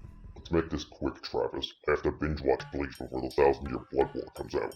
So, you came into Warzone and made it very clear where your allegiance lies. How has it been working in Blood Money? Well, I can tell you this. It's much better than wasting away in a cell in the Chicago Correctional Facility. The food's a vast improvement, too. The pay helps as well. Glad things are improving from a correctional facility. Can you give us a bit of a background on yourself? Metaphorically speaking, who is the man behind the mask? Well, as you saw when I first got here, I was a bit socially awkward, only able to communicate via grunts. I suppose that's to be expected from anime enthusiasts like myself. At any rate, joining up with the boss helped me gain the confidence to actually express myself. As for background, well, back during an ill-fated attempt at Anime Midwest a few years ago, someone made the unwise decision of trying to convince me that 4Kids was better than Funimation, Griffith did nothing wrong, and that the Kikuchi score of Dragon Ball Z was better than the Falconer score. Needless to say, I took exception to that. One very aggressive discussion later, he ended up in a coma, and I wound up in a cell with first-degree burns on my face. Well, you stuck to your guns, I guess. What do you think of the fellow competitors that hold the title of the Bad Batch? Do you think one of them will become a breakout star? Ah yes, the Bad Batch. I'm clearly the wrecker of the group. Who'd have thought a kid from Grayslake, Illinois could have made it this far?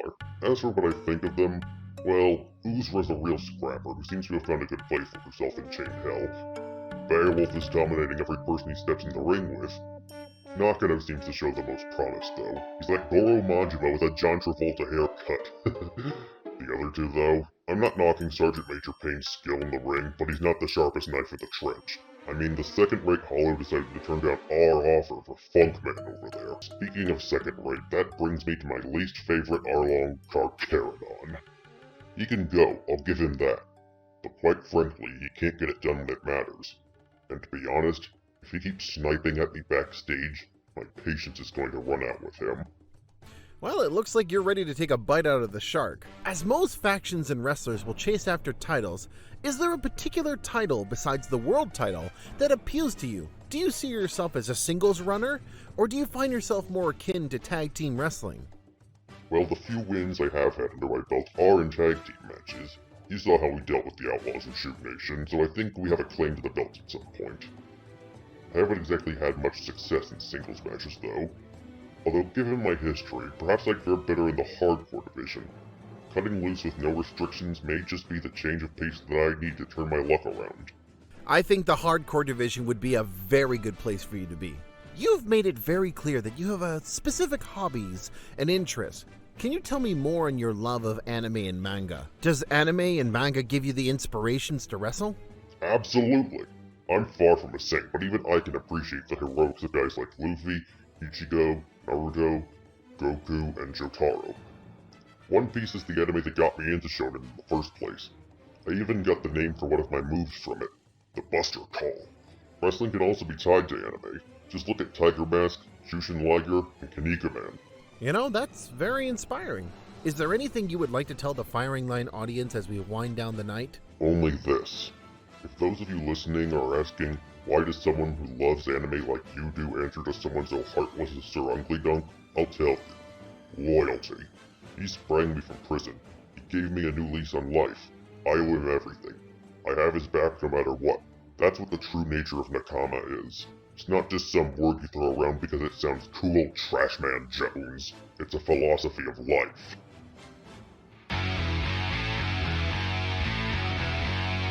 You know, if he wasn't a 7-foot brick-thick house of entire means and muscles, I'd call him a weeb. He'd probably like that. And if you want to see more of The Butler, tune in on Saturdays for Warzone at twitch.tv/Dr_Caliban. My name is Travis, and thank you from the call out. And there you have it, folks. The call out with Mr. Butler. If there are any wrestlers out there who want to get their names out there, please go ahead and message Travis to do the call out.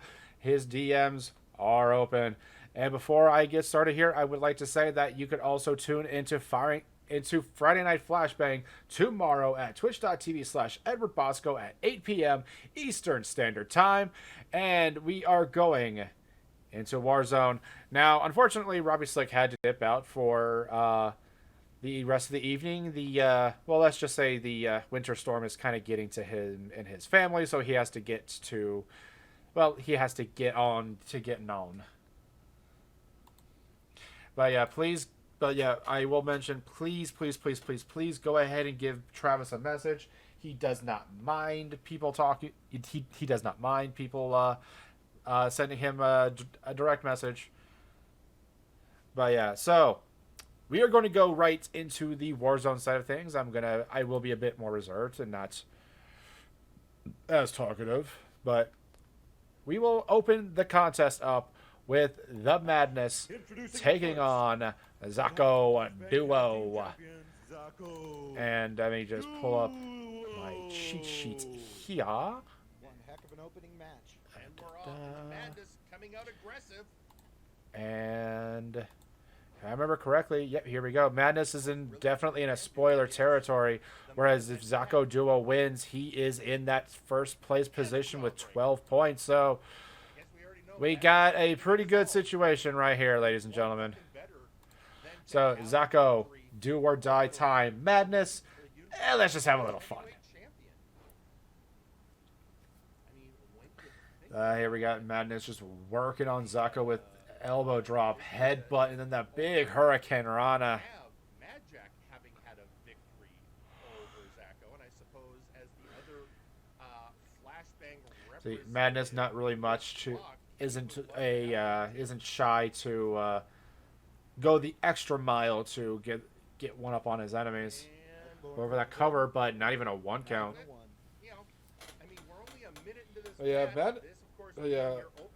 I'm actually very curious that if Zaco would have won, would he actually try to pick his opponent, or would he actually try and go for that double championship win and face Victor Vicious for the Flashbang World Heavyweight title? Because that would be very, very interesting to say the least. And I already see social media is going, people speculating all of the mathematical possibilities that could come out of this block. I mean, here we see Zaco Duo just working on Madness right here. Big curb stomp. Curb stomp from Zaco. A beautiful curb stomp from Zaco. We haven't committed to Yeah. If Zaco loses this match, though, he is most definitely out of the tournament. Because, if I remember correctly... He's up top. We know Madness yes, okay, he wouldn't be considered out. No, wait, no, this is the last round. This is round 9. This is round 9, so yeah, he would definitely be out of the tournament because Ginger Boy is also sitting at 10 points, Daverman at 9. I think Madjack is at...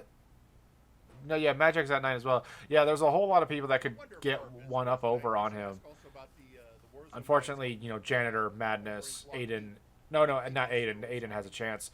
And Jack Abbott are in a very bad situation, so to speak. I mean, hell, Aiden has a chance, but it would result... If he beat Ginger Boy later on in the night, it would result in a tie.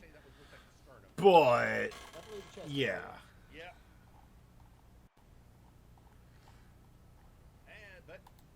Yeah. And then here we have Zaco beating freaking Madness over the head with the ring mat. Yikes.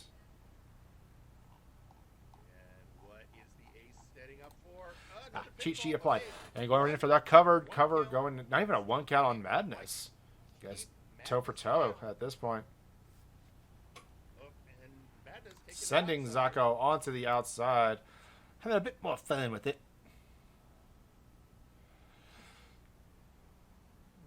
Sending Zaco right into the middle of the ring. You always have to wonder, robots, I mean, obviously they have to top rope. Double, Oh, just the moonsault. Wasn't the chaos moonsault? That's got two of. That's got that's a double flip. But yeah, big moonsault onto the world champion. And Zaco setting up for another curb stomp. Oh god. Ooh, just swift kick to the side of the frickin' Mask of Madness there. And a kick to the spine just for good measure. Exactly what's on the line. And here he goes again. 1, 2. Go for that cover, but a kick out at 2. Unfortunately for Zaco Duo. Stretching the Madness out.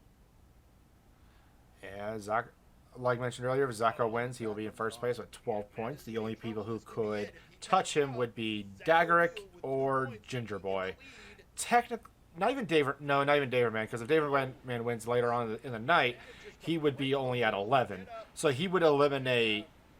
By God, he would eliminate Lady Boots.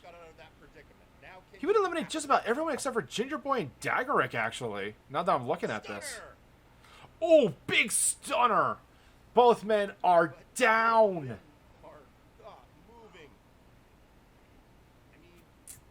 Surprised the ref didn't start counting to see who was going to be the last man standing at this point.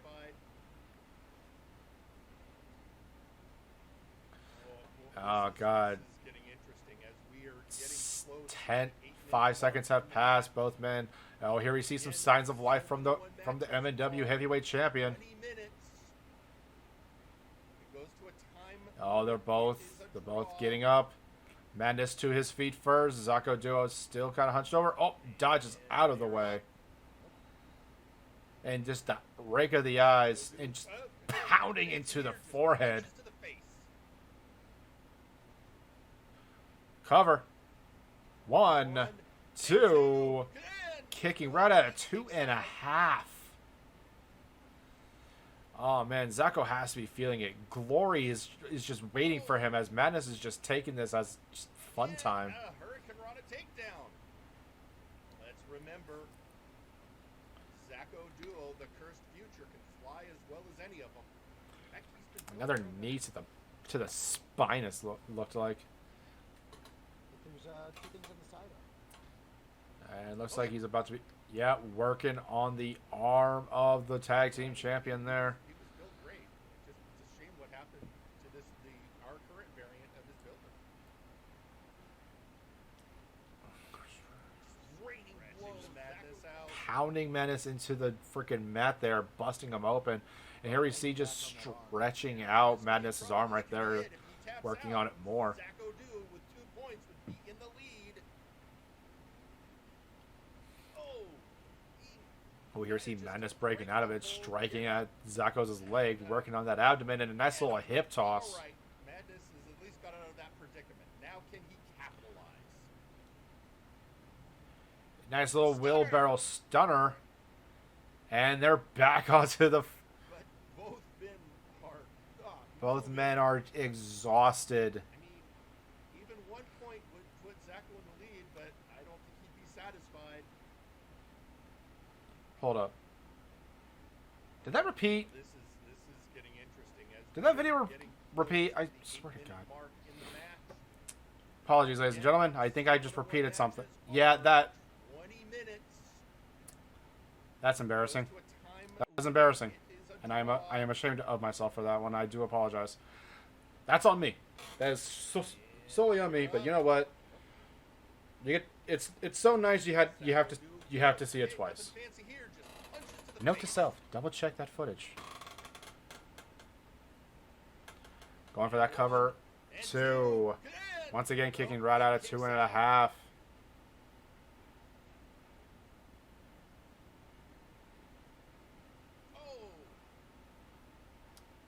Yep, and there we see the thing again. It's not like this is not. It's not like this is going up on YouTube or anything. Shit, you guys. The cursed future can fly as well as any of them. In fact, he's been built aerodynamically. But there's 2 things on the side of. Oh yeah.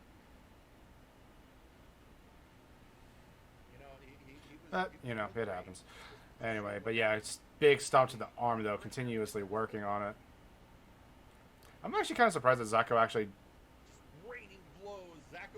busting open the Madness there.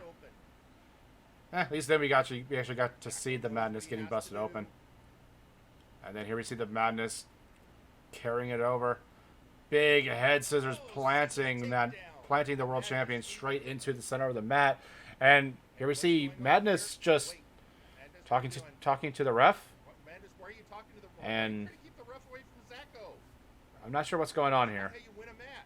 Is that Madness? What the hell, dude? Oh God, Irish whipping the ref right into the ropes. Oh,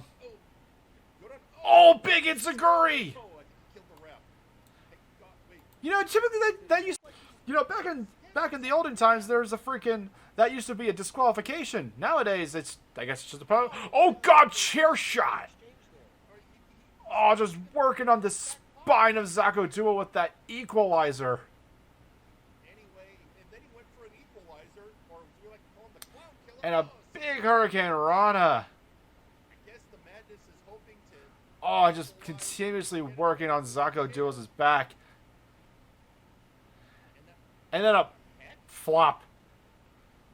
Oh, no, the refs came back and Zako's got the chair. Oh, no. Ref, no. No, no, no, no, no, no, no, no, no. That is not.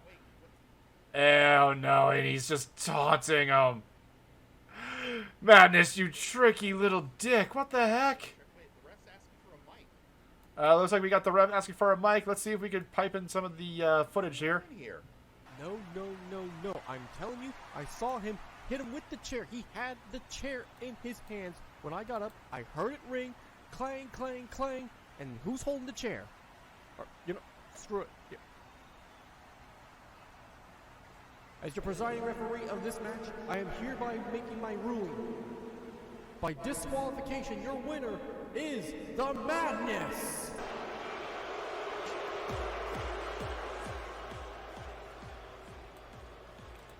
And your winner via disqualification, the Madness.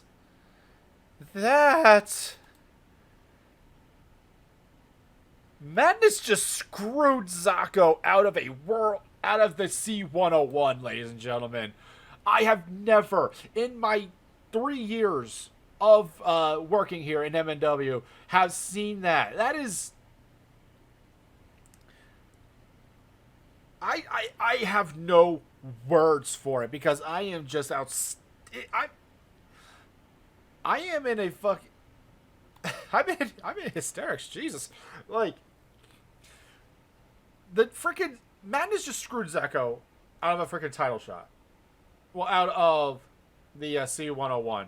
That is blatant, and he took the role of a spoiler to a new level. And we got a post on social media from R. Sawyer. Oh yeah, that conversation was interesting when Zako got back to the workshop. I assumed he was fuming, and I would not be surprised if he shows up to Flashbang within the coming weeks, because Madness just, oh god, if Zako could have won that, he would have set a whole lot of people. He would have pretty much eliminated all but 2 other competitors. But no. Madness took it upon himself, and he just decimated any chance that Zako would have had via disqualification. A la freaking Latino Heat Eddie Guerrero. Did not know that Madness was such a fan. I believe the hashtag Mantino Heat was trending over the weekend, and it's understandable. But that wasn't the biggest disappointment that Saturday night. No, that came after Warzone was over. That was such a shitty show. Anyway, again, we're not talking about other promotions. We're talking about Multiverse, Nexus, Wrestling, ladies and gentlemen. And coming up next, we have a tag team match. Leonid Sanchez and Wonderball of High Voltage going up against Mr. Butler and Nakano Kirishima, being led down to the ring by Sir Uncle Dunk, the trio of Blood Money. And here we have the 2 notable rookies going up against each other, Leonid Sanchez and Nakano Kirishima. For those who don't remember, Leonid Sanchez is half human, half alien. What race? We don't know. We should probably fix that. Travis, I got a challenge for you. Talk to Leonid Sanchez. Hasn't really been much of a talker. I think Wonderball's been kind of taking the role as like the main speaker, whereas like Aiden's been, at the very least, while Aiden was at the C101. Oh, nice counter though there from Leonid Sanchez.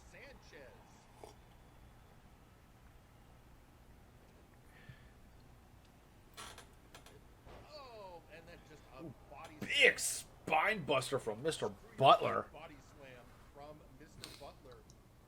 the right-hand man of Sir Uncle Dunk, and now tagging in the fresh rookie Nakano Kirishima. Well, not really fresh rookie. He started out the match, but you guys know what I was saying. We got tying him up. Just, oh, arm breaker.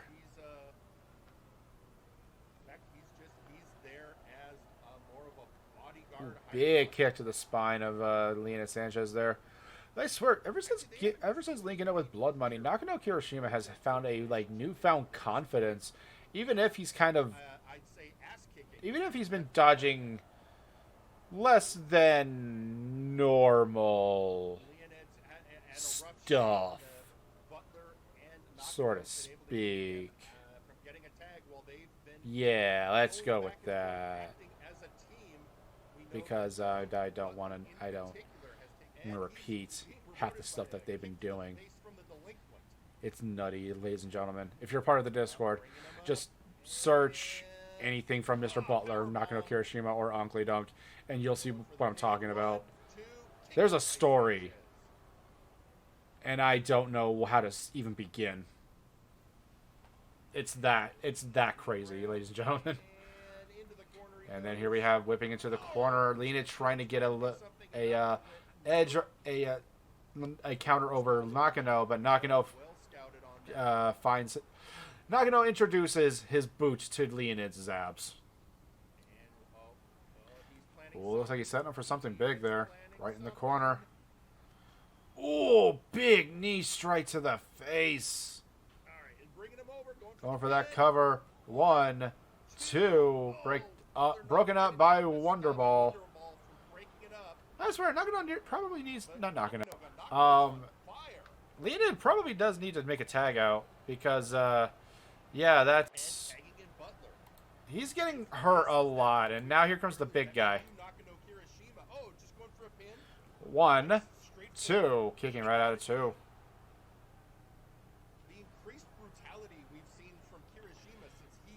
And here we have Leonid Sanchez fighting back against the Butler. Well, actually, Mr. Butler, not the Butler. It's... So yeah, Mr. Butler apparently is his name, and he works for Uncle Dunk, not as the Butler. Anyway, big disaster kick straight to the back of the Butler's helmet there. See, I swear, Leonid needs to make a tag at this point because he's gaining all the momentum back, but he has taken up a lot of damage. Wonderball has only been in this match like a couple of seconds, whereas Leonid's been pretty much in this match 80% of the time. I would argue and say 90. And looks like Uncle Dunk is in a huff. For those who don't know, that hat is apparently contains an eldritch being that is set to consume the entire multiverse. So we keep it onto Uncle Dunk's head. You know? No. He has standards. Yeah, I was gonna say I'm surprised Uncle Dunk has not thought about unleashing the hat for a profit, but it's been a part of his family for generations, and only the Uncle Dunk line can hold it. So yeah, he probably doesn't want another problem and the hat's coming back. Ooh, looks like he's going for that kick again. Oh, but gets a big boot busting his head open for his troubles. Oh, looks. What is Butler setting up for? Gets countered out. So here we see Nakano breaching out for a tag, but Butler staying in. Going up. He was probably going for another job record, decided he didn't have the distance. Going for the knee. I think maybe now he's going to try. Nope. Looks like he's running right back on the other side of that rope, going for that uppercut. Telling Butler to get up. Ooh, big uppercut straight to the jaw of Butler. If Lena does not have a name for it, I was going to call it out of this world. Because by God. Ooh, big slam. Oh yeah, Leonid, if you're listening, out of this world. It's all yours, bud. Anyways, there we see a backcracker onto Wonderball. Oh, we got a pump handle Samoan drop looking thing. One kick when Wonderball breaks it up.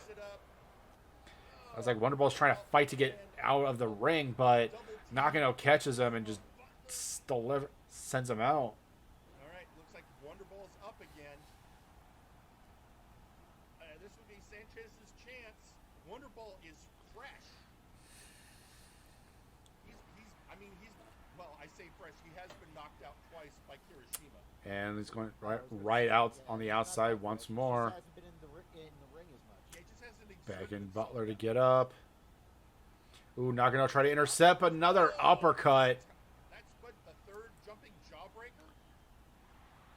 Go over that cover. One. Nakano breaks it up at one.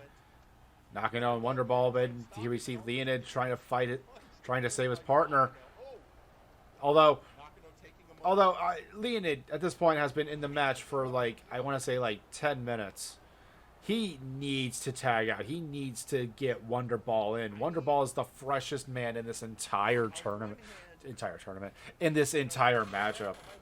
And yet, Leonid is still just taking the punishment and saying, yeah, you got more. Oh, looks like he's poised. He's ready for it. Big kick to the dome. Going for that cover. One. Going for kick out at one thing. Break up at one thanks to Nakano. Oh. Is he actually going to... No, it looks like he's going for that jump. He's going for that... Looks like he's going for the uppercut once more. Nakano could not find a way to get in. And there he is. I think that's our fourth jawbreaker that's hit. And looks like he's going to the top. Oh, now he's going up top. What's he planning? Oh, big elbow drop. Good old-fashioned elbow drop. Into a pin. Going for that too. Wonderball intercepted Nakano, but gets thrown it back for his troubles. Butler was able to kick out at two. I swear, I know he mentions. I know Butler mentioned about going for the hardcore title, but I would not be surprised if Blood Money actually does go for the tag team championship once the C101 is said and done. Him and friggin' Butler and Nakano have becoming a really good tag team as of late. I mean, all that time spent together probably has given them a lot of time to train and practice and whatnot. And oh god, big fall-away slam onto Leonid Sanchez there. Leonid is in a very dangerous position. He needs to tag out. Oh, looks like he's whipping him into the corner. Could we actually see a tag? Wonderball's in. The freshest man in this match is in the match. And Enziguri knee strike combination. Big suplex. Beautiful bridge, too. What is Wonderball setting up for? And we got the ban this. Immediately taps out. Ladies and gentlemen, your winners, High Voltage, Leonid Sanchez, and anyway, it's Wonderball. And oh god, Wonderball does not look happy, even though they. Wonderball still does. I mean, they won, but Wonderball. It's hard to make Wonderball really upset, but because he just seems like such a chill guy. But Leonid, he and Leonid need to have a conversation about tag team cohesion, because that could have gone wrong 8 ways to Sunday. It worked out for them in the long run, so we can't really look at hindsight, but we can't. Lightning doesn't strike twice, despite how a bunch of people have been talking about when it comes to the more elemental adepted people on the roster. But pretty much my point is, quick tags, keep them in your corner. They are a staple for a reason. Either way, ladies and gentlemen, we are going to progress into the next match of the C101. The Scorpion Jack Abbott, one half of the Unified Tag Team Champions, going up against the Nexus Titan champion, Lady Boots. And currently we have Lady Boots sitting at 8 points and Jack Abbott sitting at 6. Jack Abbott playing the role of a spoiler. If Lady Boots wins, she will join the She will join the tie for first place, along with Zako, Gingy, Daggerick, and Zako, Daggerick, and Gingy. But the problem with that is, if either of those guys win or draw, Lady Boots is out. Whereas Abbott, he's not going to win anytime soon. I mean, it's the final round. He's got 6 points. He's not going to... He's going to have fun. I'll leave that to the statisticians. I'll leave that to the stats. So really... I mean, that's what I if I was in their shoes, that's what I would be doing, just having fun with it. Also, it would give a lot of room to just kind of just mess with somebody. One of them will end up with 11 points. Okay. So yeah, that also means absolutely Zako duo. Here we see Abbott working on Lady Boots on the outside. Nice little, just slamming her right onto his knee. Oh no! Jack gets her back in. Getting her right back into the ring, going for that cover. 1 kick out at 1. Abbott, you're gonna have to do a whole lot more to put down the main event mistress there. And the Jack. Because time and time again, we've seen Lady Boots be one of the more resilient people on the roster. I mean, I know we keep talking about not only that, but also her cunning. She has a strategy for just about everything. Yeah, she's at this point has 4 losses under her belt. Yeah, she's actually about dead even, 4-4 in this entire tournament. But she's been pulling out pretty well in her performances in this entire tournament. Ooh, nice little kick though.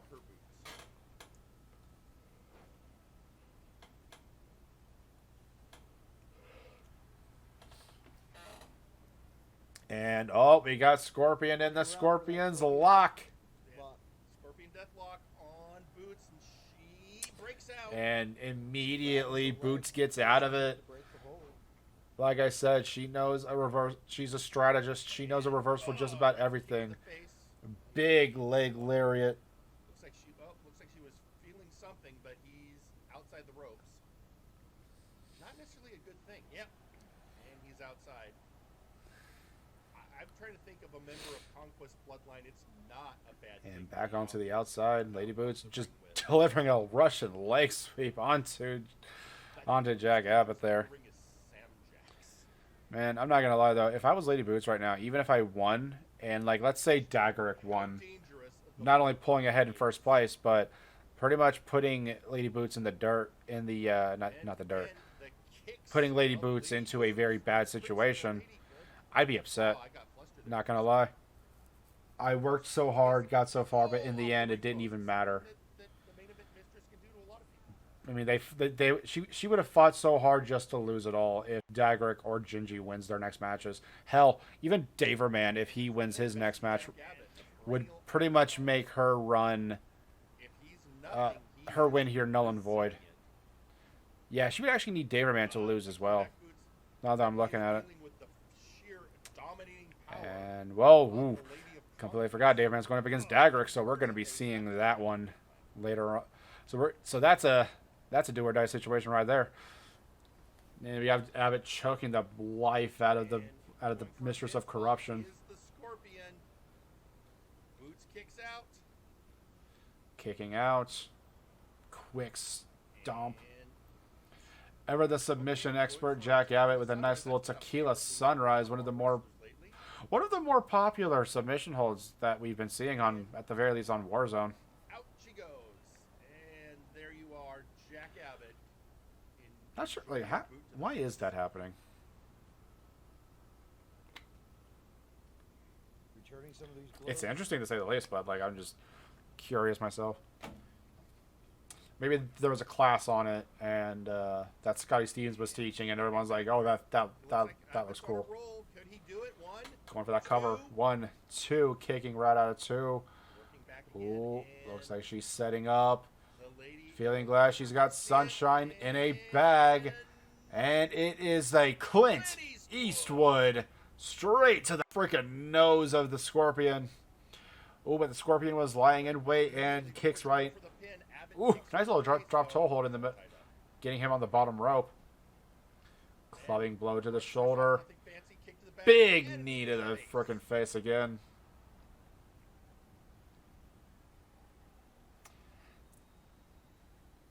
And looks like she's setting up for something. And Boot to I the forgot abdomen. see it. Stylo. Stylo. Going for that cover. 1, 2.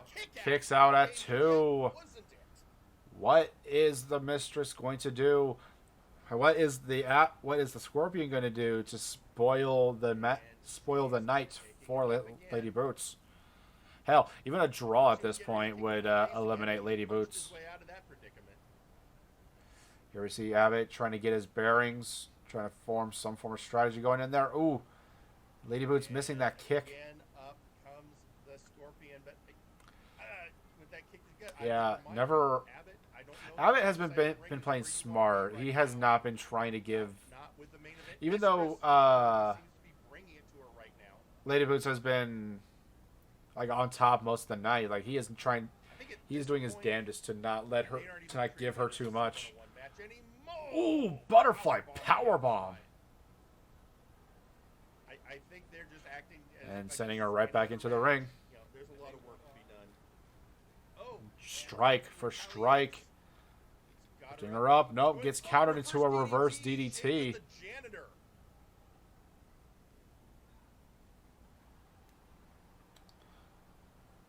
Who we will be seeing in action later today against Mad Jack. And looks like we got Jack Abbott. He's feeling it. He's feeling the crowd. Ooh, big hip toss. Flip over from Abbott. He was going for the punches. Instead, she kicks him in the. Oh, they're going back. Once again, we're going strike for strike here. My mind tells me that Boots will have the advantage out here, but Abbott's making a decent showing for himself on the outside. And whipping her right back into the ring. And Will the Scorpion spoil the night, or will the main event mistress get that much closer to first place? Who knows? Let's see and find out. well, he's wrapping And her up. hanging her onto the ropes, clubbing blows to the back, into the lower back. Ooh, knee strike right to the abdomen, sending her back on the outside. That bends. And then we have Jack Abbott following up. Big breath smack into the jaw, a la Dustin Rhodes. Did not know Jack Abbott was a fan of his. It's hard not to be. Side Russian leg sweep and a kip up. Big kick to the abdomen, and then a big kick. Ooh, it looks like the kick out blocked. You know, he's getting back. We're up to Nice a little 7 clothesline count. there I know that, onto Mistress of neither of Corruption. You can mathematically win, but I know you both still want to win the match. Might want to bring it back in. Sending him right back into the ring. 8 count, and they're back in the ring. I actually kind of hope that Gorman Carnival. Ooh, gosh, he's busted him open. I actually do hope that Gorman Carnival get like some form of shot at the tag titles after this, and Lady Boots is kind of using this as like a catalyst to show Carney and Gorm how to beat at the very least Jack Abbott. By the Scorpion. If I remember correctly, there hasn't really been much back and forth between Shoot Nation and and Conquest Bloodline. Very close to the edge. I think it's because like when Shoot Nation was like on Warzone, they were mostly dealing with like Nakamura Worldwide stuff. I don't think they interacted with the Bloodline too much. Someone please correct me, because I think they don't. And she does. Either way, and a oh roundhouse god, big leg lariat onto frickin' Abbott there. again. Abbott's going outside. Yeah, actually no, Sawyer has a point. The Carnival does still have to kind of deal with him. So yeah, tag titles are gonna be a thing of the. More and more of an issue. are gonna be a bit on the back burner for now until that gets settled. Hopefully very soon. Abbott taking it outside.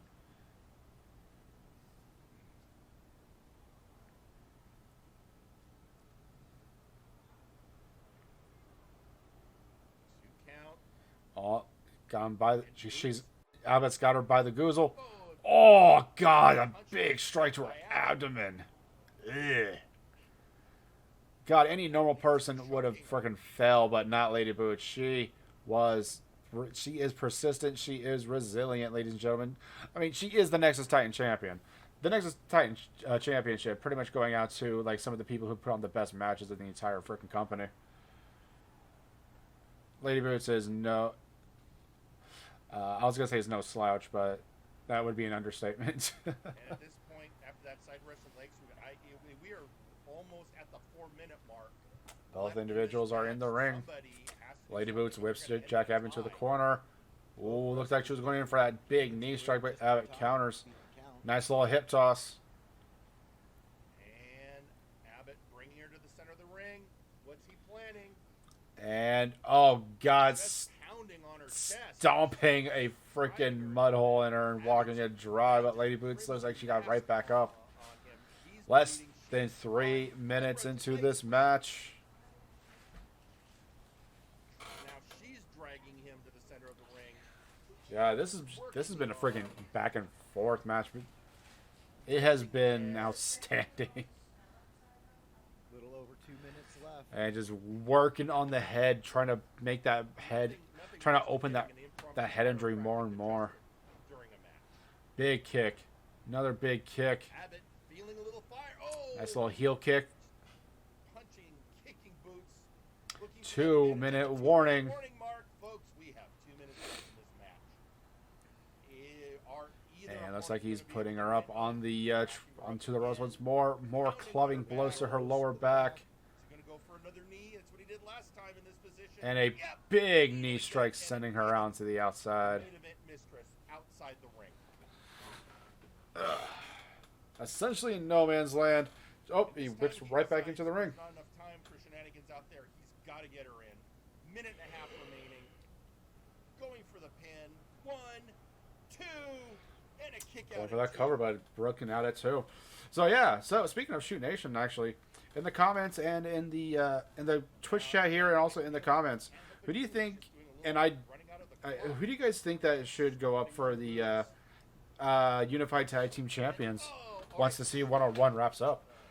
Because I mean, if I remember correctly, every competitor in the C101 is getting a freaking like 1 or 2 week long break after this. Big Clint Eastwood. And the future goes on and on and on and on. Oh, kiss the boot. 1, 2, 3. Ladies and gentlemen, your winner, Lady Boots. The proud owner of 10 points. He's sitting now in first place, tied with Zacho Duo, Ginger Boy, and the Dagger, Daggerick. Oh man, the points keep getting narrower and narrower. The lead keeps narrower and narrower. And we have 3 matches of the C101 left. We have Janitor versus Mad Jack. Mad Jack could come out on top. If Mad Jack wins that one, he would be the proud owner of 11 points and shoot right back up into first place, essentially becoming the one to beat. And at that point, Daverman versus Daggerick. Daggerick has to be Daverman in order to secure his win. Daverman just, if he wins, I mean, he would be shot up into first place himself. And of course, finally, Ginger Boy versus Aiden Zero. Will Aiden join the 5-way? Would Aiden join those in first place, turning that into a 5-way? Or will Ginger Boy just say, "Fook that," and win the entire damn thing? We will find out later on in the night. But first, we have one match to we have one non-C101 match to go, and that is the hardcore triple threat match. We got the Space Pirate Mick Morgan going up against Suplex Sam of VIP, going up against the Storyteller. Hardcore elimination match. I'm not gonna lie, I was kind of surprised seeing Storyteller here at first. Oh God, Mick Morgan just delivering the first impressions. Ooh, big super kick into a straight jacket suplex. God, Mick Morgan just delivering out the Scottish first impression onto people early. And then friggin' Storyteller's bouncing back and sending it back in kind.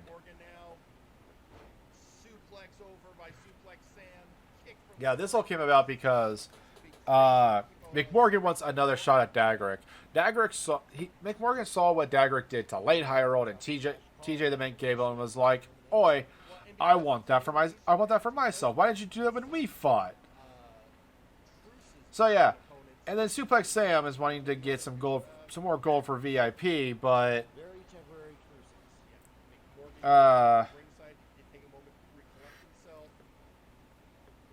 let's just say he has a lot of people holding him back. And Storyteller's again is the mystery element in this. Ooh, just drop kick right out the freaking gate on that one. Storyteller is like a mystery element. Yes, he is a former hardcore champion. I think I want to say former two-time hardcore champion.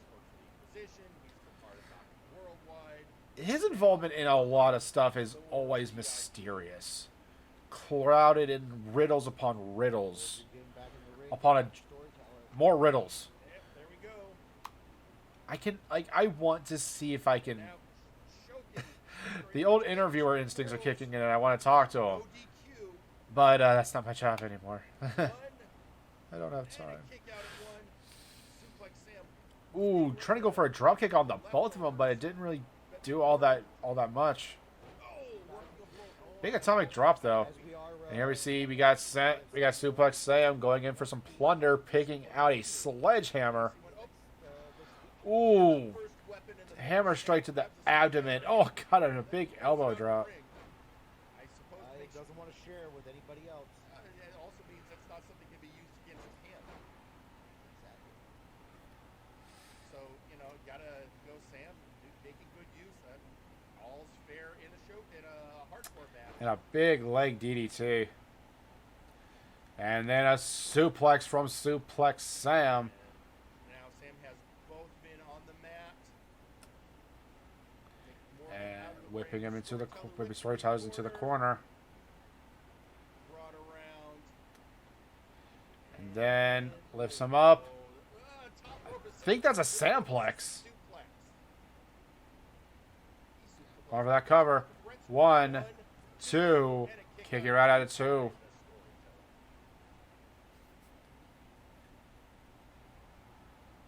Oh, roll up. No, this is the Samplex. Holy shit.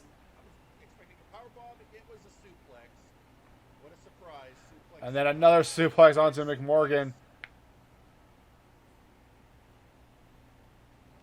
Absolutely going to see quite the diversity of suplexes from one suplex.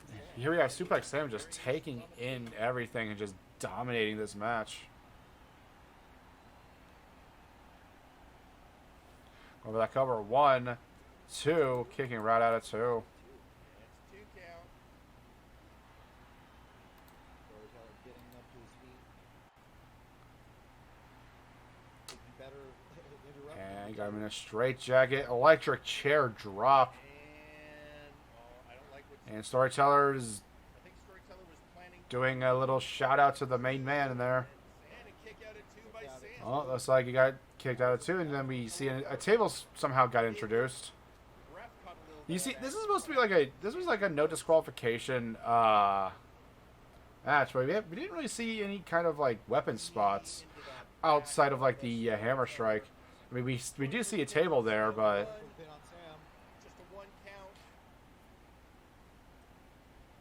yeah, like it's interesting. It's interesting to say the least. Oh, big closed fist strike onto the Storytellers. 2. Kicking right at it, too. Oh, that's Suplex Sam, my bad. And again, and again, and again. That table is finding its way out of the ring. And it's out. Yeah, it looks like the table got ejected away from the ring. Oh, God, big bicycle kick onto the back of McMorgan's head there. Semjack, not Semjack, Suplex Sam is on the ropes, just kind of hanging out there, but McMorgan kicks out at 2. Oh, looks like he's going for another bicycle kick, but gets denied on a big Insaguri. And now just racking up Suplex Sam and Clubbing on his back there. And what's he planning? Knee to the face. I'm not gonna lie, I keep imagining which one of these individuals would be a good match for Dagarick. And I can't pick. Ooh, big rider's block to the McMorgan's head there. 1, 2, kicks right out of 2. Big clothesline. And here we have another suplex from Sam. Oh, rolls over. Dos. And let's see if he fits the triplet. Yep. 1, 2, 3. 3 amigos. 3 count. The Storytellers has been eliminated. And now Suplex Sam sets his sight on McMorgan, who is resting on the table. And McMorgan. Suplex setting up on the outside. Looks like he's going for that Samplex onto the concrete. That innovative suplex. Well, it looks like he was trying to go for a suplex, but McMorgan counters into a crossbody, shifting all of his weight onto Suplex Sam's freaking neck there. And here we have the King's... No, not the King's Cross. That's somebody else's submission. Got the choke. And we got Suplex Sam tapping out, but ladies and gentlemen, unfortunately, that does not mean that that's the end of the match, because you have to be in the ring to pin or submit your opponents. And a Highlander. So yeah, here we see McMorgan finally bringing Suplex Sam into the ring to finish off this match. Looks like Suplex Sam was playing possum there for a little bit. Weasel's right on out of it. And a Snapdragon suplex right there.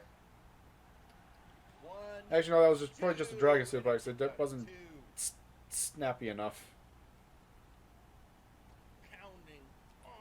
Just working the freaking arm there.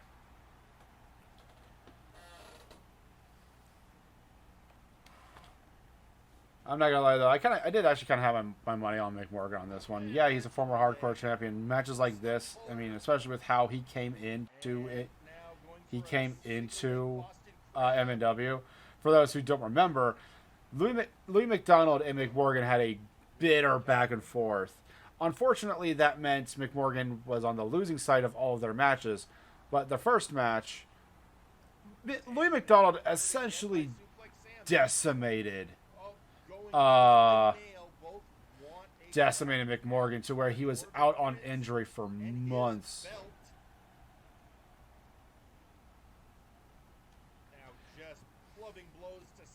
And big clubbing blows. I think it toughened McMorgan up to a point to where he was a monster. I mean, the first hardcore champion run that he had was amazing. Kicking right out of 2.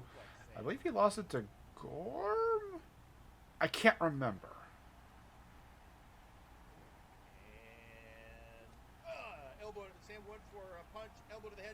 And going for that choke once more.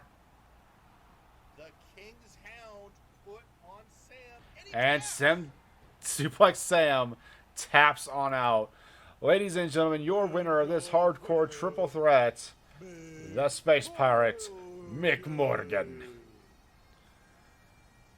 And not even busted open from that. There you have it, McMorgan the victor. Yep, McMorgan. Just reveling in that victory. That was a tremendous match, ladies and gentlemen. When the VOD goes up on YouTube, I would definitely go and check that out. That was a fantastic match. It was a fantastic show. But we are in our last 3 matches, and all 3 are C101 matches in the last round. Here we have the Janitor going up against 1/3 of the Trios champions, Magic. And if the Janitor wins, he will... he would definitely take Magic out of the tournament. But if Magic wins, he sits at first place with 11 points, eliminating Zako and Lady Boots. So, is the Janitor going to spoil one man's night? Or is Magic going to spoil 2 competitors' nights? We shall see. As we see Magic kind of just burying Janitor into the mat there. And a little jump and a light little kick there. I know rule number 1. Well, you know, as long as you don't mess with Magic or Doom, you know, I think if you're just, you know. And here we see Magic working on the abdomen of the Janitor. Magic gets to arbitrate what's messing with. You know what? Put one fall, one pin. I'm not gonna lie, I'm a huge Doom fan, and I still I actually did kind of want the Janitor to win this, mostly because it kind of was. I want to add more to the. My hope and fear, my hope and dream was to kind of add more to the drama of Ginger Boy Daggerick and Daverman in the last 2 matches, because that would. Oh man, the pressure! Just imagine the pressure of it all. It's what stories are made out of. Anyway, here we have Janitor working on Magic.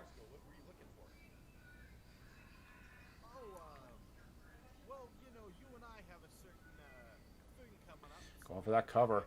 1. Kicking out at 1. You're going to have to do a lot more than that to put away the Pumpkin King. We see Janitor just giving it to Magic here. Ooh, looks like he countered that forearm strike with a forearm strike of his own. And a big drop kick off the middle rope. Actually, I think that was more of an instinct. I think that was a...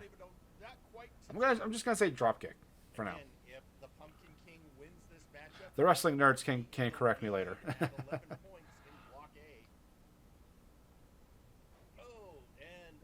Over by the Janitor. Jawbreaker from the Pumpkin King. If Magic wins this block, since both Warzone participants... And here we have, around the post, Tiger feint kick. God, the way he does that with such fluidity is outstanding. Ooh, falling headbutt.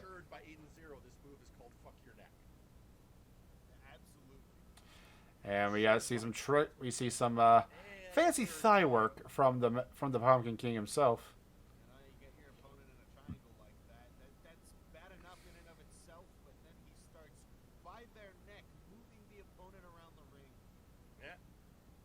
Going for that cover. 1, 2, kicking right out at 2. Montoya, just before you got here, we were and telling people where to kiss it. Super important right now that the Janitor wins. I swear, the Janitor has been. He hasn't had a good run in this tournament. He has, kind of looking at the thing here. He only has he has more losses than wins. He's 3-5 out of this entire tournament, but he's had a very fantastic showing. I mean, if he's not going to be, he'll be out of contention for the World Heavyweight title for a bit, but I would not mind seeing him go for a Nexus Titan Championship run, getting that belt back. I think he was a Nexus Titan champion. I can't remember. And a standing bulldog. I remember seeing gold around his waist that wasn't the world title. Going for that cover. Ooh. Lackadaisical cover and a 1 count. Janitor going, and how do you like it?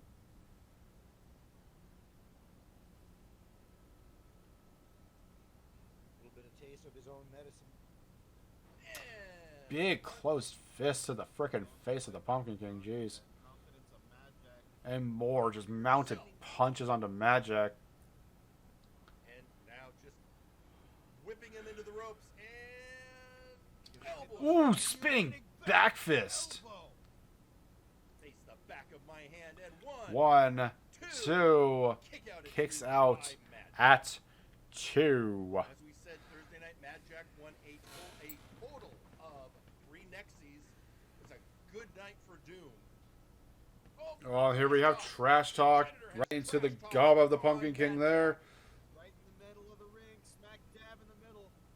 Looks like Magic kind of fainted passing out there. I say faint as a F-E-I-N-T, not F-A-I-N-T. Can actually leave you in a vulnerable position. Oh, here we go. Glorious DDT. 1, 2, kicks right out of 2. There isn't a DDT the janitor doesn't know how to execute with. And here we say Magic playing a little possum himself. Retching at the arm. Would you like one with a mouse? And looks like Magic's going up to the top there. What's gonna happen? And Oh, foot stomp to the chest from the top. oh God. Big double stomps from the top rope. And the backflip knees. Just attacking that core viciously, not with just strikes, but his entire body weight. Now what's the stalking his I swear, like, talking about good runs, though. Magic was on a freaking tear. Like, he has, like, towards the early stages of the tournament, I was convinced that he was going to take the entire thing. He was tied with Ginger Boy in the beginning for the undefeated streak until he was brought down. I want to say by Jack Abbott. Jack Abbott was the one who kind of turned the tide. Oh, Hollow's knee busting open the janitor. I think the janitor got busted open in that. 1, 2, kicks right out of 2. But yeah, and then he had a bit of a decline, and then he tied with Ginger Boy himself in that double count out. Double count out. Kick out at 2. So yeah, like I legitimately thought like that after he beat Zako Duo, that he was going to take the entire thing. Over on Flashbang, many teams are fighting for the chance. But no, I mean Gingy proved to be strong. Daggerick proved to be strong. Daverman is on par with Magic as of current, but Daverman shown why he's always in the title. He is always in title contention. Yeah, Magic's no slouch, but there are people that saw that and took it as a challenge to do and be better. We haven't seen a Jack in the Box yet. But this match is far from over. And we have Janitor just taking out the trash, it seems, and just bouncing Magic's head against the freaking pavement, against the ring post there. Not ring post, ring apron, the hardest part of the ring. I'm slowly losing my mind, ladies and gentlemen. It's fine. It happens. Not always a good spot. And just bouncing him off the 20,000 pound steel steps. Can't blame him. Into the forehead, right on the steel steps.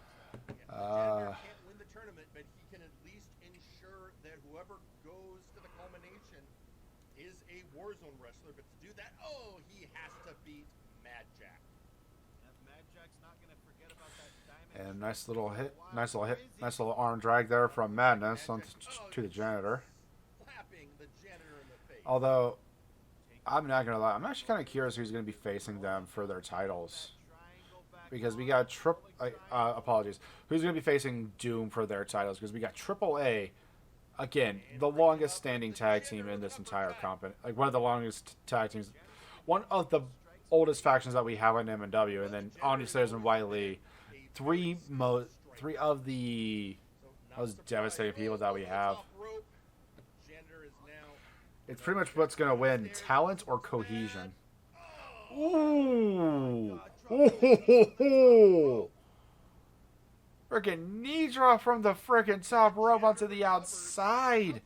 Why, how his other knee is still functioning is beyond me. That's what I've been saying. There are few in this organization with his experience, his skills. My God. He was working on the legs more and more. But right now, he's facing one of the toughest competitors. Yeah, Magic doing the wise decision, going for that cover, kicking right at it too. Kick to the back. Oh, kick to the back.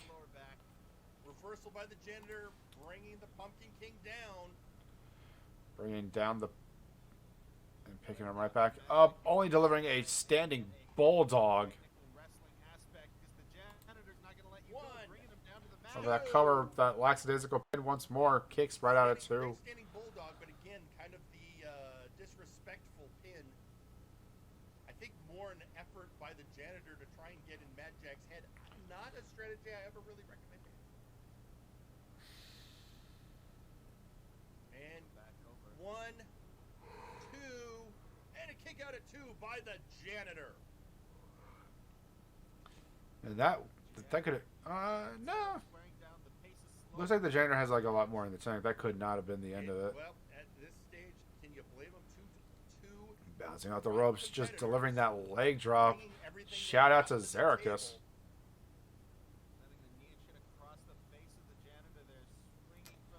Kicking at the friggin' knee of Magic there. Now that I'm thinking about it, like come next, not next Firing Line, because I'm still going to be covering C1-on-1 matches, but the Firing Line after that is going to be interesting, to say the least, because, I mean, that would be the end of the C1-on-1. I would not be doing the coverage on that. Actually, wait. Oh, it's for that show. Ooh, I got an announcement to make on that one. Yikes. Anyway, back into the match here. We got a ref down. Looks like... oh, no. He looks like he's setting up for that avalanche Spanish fly. The fall from grace on the top rope. 1, 2, 3. Ladies and gentlemen, your winner, the janitor. Magic is now out of the C101. The janitor fulfilled his role and spoiled the night for the Pumpkin King. So, ladies and gentlemen, yeah, that definitely kicks out That kicks out Magic at 9 points. So, coming up next, we're not going to dilly or to dally because we're keeping this train a rolling. We got the next match. We got our man, Daverman, going up against the Warp Gate Hardcore Champion, Daggerick. Daggerick at first place with 10 points. Daverman at second with 9. If Daverman wins, he propels himself up to first place. And here we have a nice little rager from our very own Kelly AFU, the boss of the Omega Pub. Whoever wins this match gets to drink for free for 6 months. Now, Kelly, I'm not a business person. I'm not one to tell you how to do your business. Never promise a dwarf free drinks for 6 months. He will clean you out of house and home. Trust me, I've seen it happen. Although Daverman, I hear, it doesn't drink too much, so you're safer with him. But yeah. Ooh, big Samoan drop there onto Daverman. Actually, no, these two know each other well. The one thing I don't expect is either of So yeah, this is a fight for first place, ladies and gentlemen. what you're seeing is just With only one individual who could possibly reach that height. And leg sweep by Daver. Stomps on Daggerick. This one I just... You guarantee there's a fine print there? Yeah, I'm inclined to agree myself, but, you know, I like the thought. I like the thought and the plan of Daggerick walking into the Omega Pub and going, hey, you promised me free drinks for 6 months. I'll make you regret that decision. Oh, God. Here we see the thigh work of Dagger just retching at Daverman's ribs. Legs of the dagger digging in on the Sentinel. Yeah, that agility. Daverman's got to power out of this, flip it over something. He's got to find a way to reverse it. He's had it locked in for a while, going for those back elbows. And second rope to try and increase the damage a bit. Back to the top rope. And, oh, big freaking falling senton. It's not a Super Sentai, he's a superhero, so I'll take it from earlier from my ooh, nice little standing moonsault there. I'll take it from earlier on in the night. How's about that? Going for that cover. Kick, Dagger kicks right out at 2. And a nice little kip up and a little jig for the crowd. Even though he's in a very precarious situation, even though he is in essentially a fight for his life, he's still taking time out to, oh God! Senton once more! He's still trying to get the crowd involved and also just wow them with such peerless acrobatics. God, Sawyer, not Sawyer. Daverman is not playing. Oh, okay, Daverman, you're kind of being a ham at this point. Now going after the dagger again and heading up top. What are we going to see here? Went back to the top. Is this going to be the? Up and No, it's not the up and away. It's just a elbow drop to the back to the top of friggin' Daggerix's dome.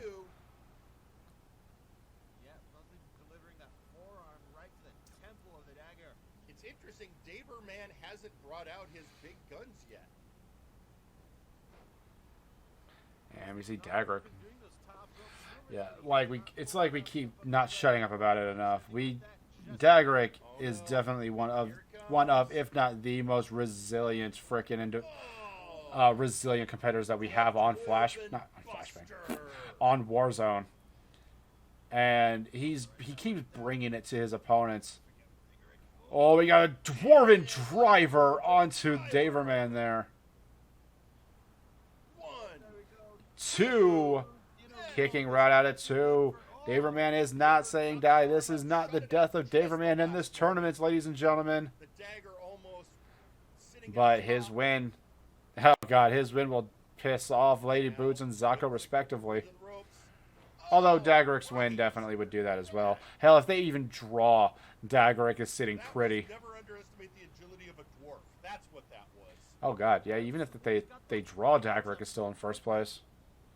That would eliminate Daverman out of competition, as well as Zakaduo and Lady Boots. But ooh, the thoughts. An Inzaguri kick. Big Inzaguri onto the back of Daggerick's head there. 1, 2, kicking right out of 2. Dagger likes to use that agility to surprise his opponents, try to get the drop on Oh God, just trading blows for blows here. Whipping Daverman into the corner. Nice little handstand right into Daverman's freaking shoulder there. Well, that's shoulder, like into his chest area. I'm tired, as y'all can tell. Oh, there it is, the big leg lariat that busted him open. The dwarf is bleeding. And here we see Daverman has him in his sights. Oh God! The world's finest off the top rope. My God, Daverman, you nut job! Both out. Getting the count here. Both these competitors need to get back in the ring. Daverman first. And count of 3, Daverman is getting up. Good for Daverman, but yeah. He's not gonna say die. He wants to do this the honorable way. No count out victory for Daverman. And it looks like he's setting up for another world's finest, ladies and gentlemen. And bam!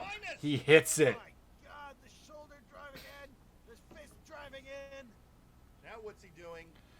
Is he going for a third? Wait, you're kidding. He's calling for Dagger to get up. Is this going to be a third freaking world's finest? World's a third world's finest to the freaking dome. He's working on his arm. He's not going for a cover. Of the dwarf going for the pin. 1, 2. Kicking right out of 2. Daverman, you should not have worked on that arm. You should have went for the pin on that one after the third world's finest. Hell, after the first one. Actually, no, the first one was to the outside. Oh, here we go. Up, up, and away. 1, 2, 3. Ladies and gentlemen, your winner and in first place in the C101, Daverman.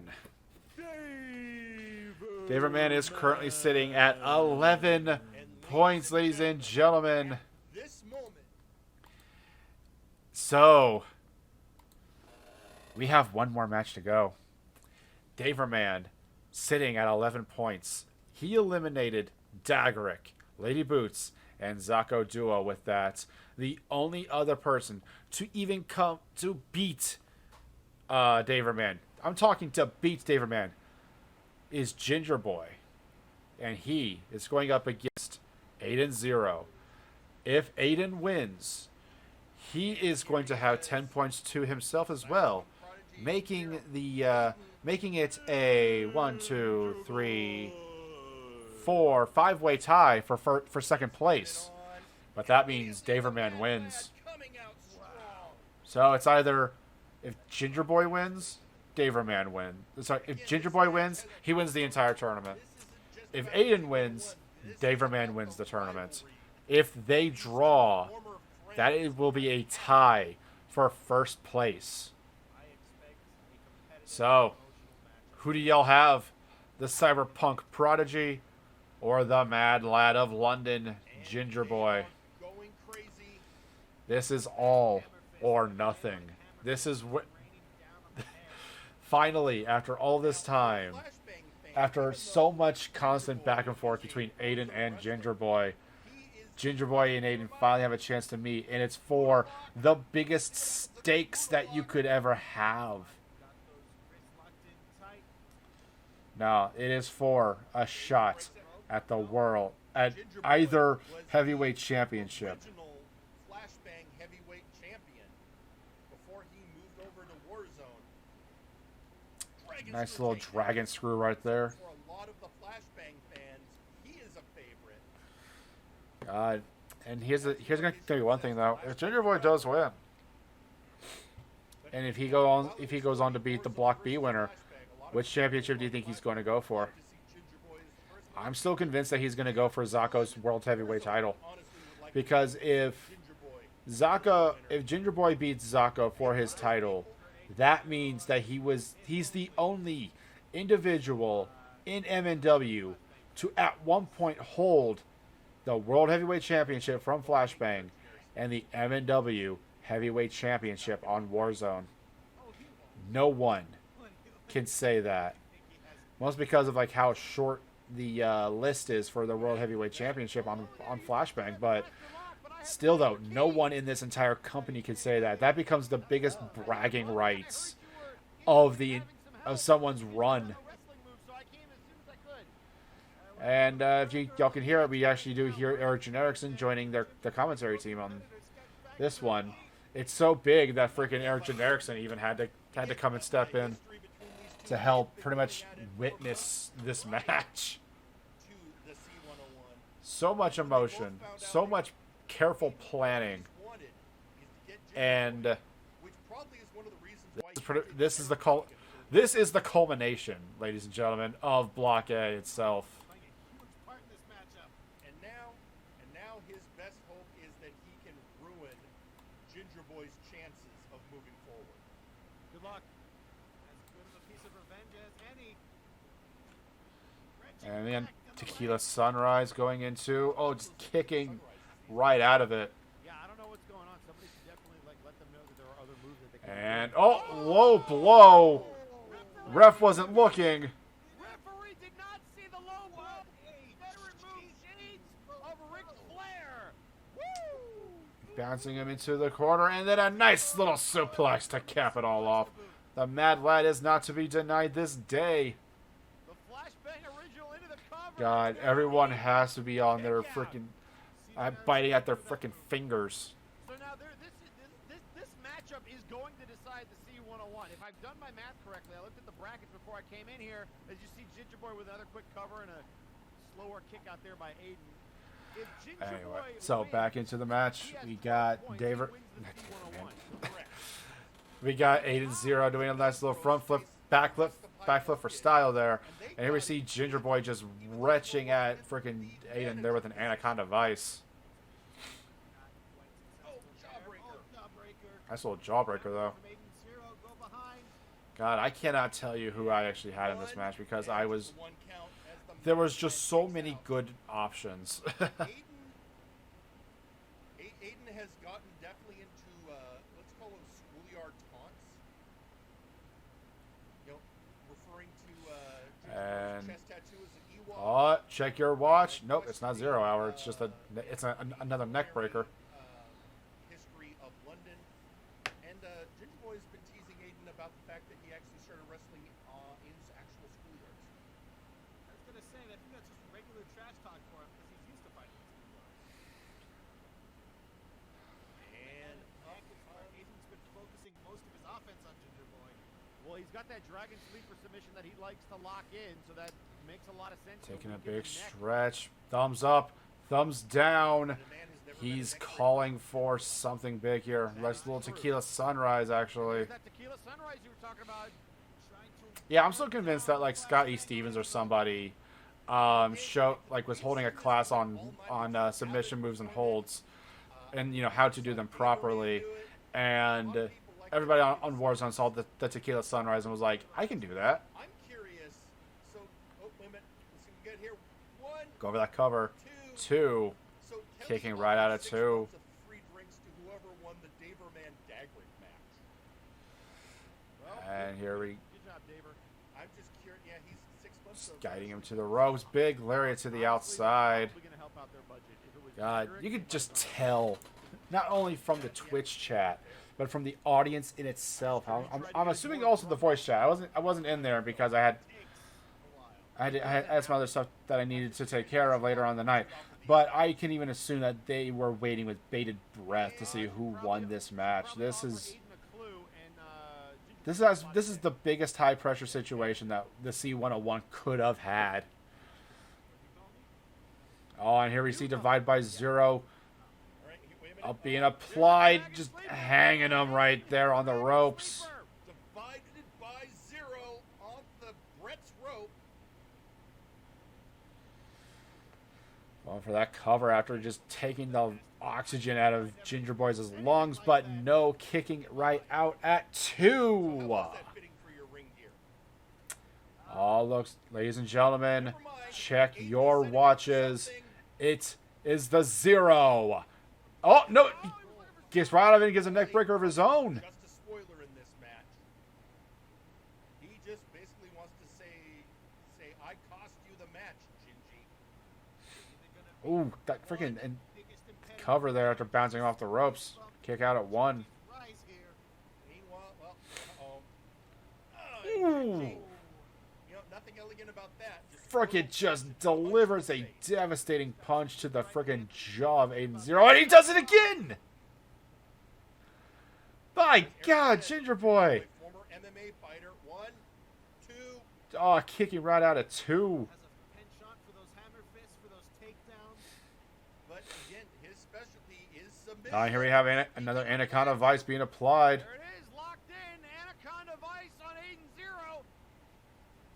The Will he spike of tap? bitterness Is coming this up the to night keep that this Aiden match falls to Ginger Boy? No, not this night. At least not this night, not just yet. But I think Aiden sees, or rather Ginger Boy sees. And then here we have a Rings of Saturn, another classic submission move here. Is this going to be the thing that puts Aiden away? That arm is not coming out. Aiden trying to hold on here. He's holding him back, retching at that neck and the shoulders, but no, Aiden holds. Folks, I know social media is blowing up. We'll deal with it after this match. Big electric chair. Oh, nope. Drops and just freaking spinning forearm to the back of his head. Yeesh. Video screen, the monitor, and the ring post. Across the spine. And then neck breaker onto the outside. Of course. I've I've often wondered if I made a mistake buying that particular type of ring post. So many sharp edges. Our competitors love Apologies. Had to readjust audio. Anyway, so here we have 8-0 going once more. And then, oh, God, slamming him into the back of into the LED there. Speaking of which,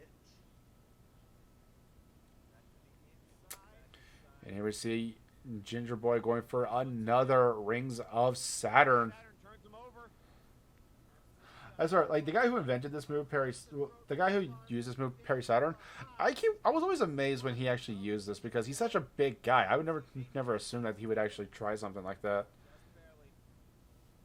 But you know, there you had it. 6 minutes now to go, and look at these shots to the face. That is pure frustration and I rage. think it's just because like a guy with like Saturn's build, but I always assume like use like a camel clutch or something like that. Oh, here we have another Anaconda Vice. So I think Gingy got hit in the neck one too many times, and he's trying to reciprocate that to 8-0. But again, that New York spite.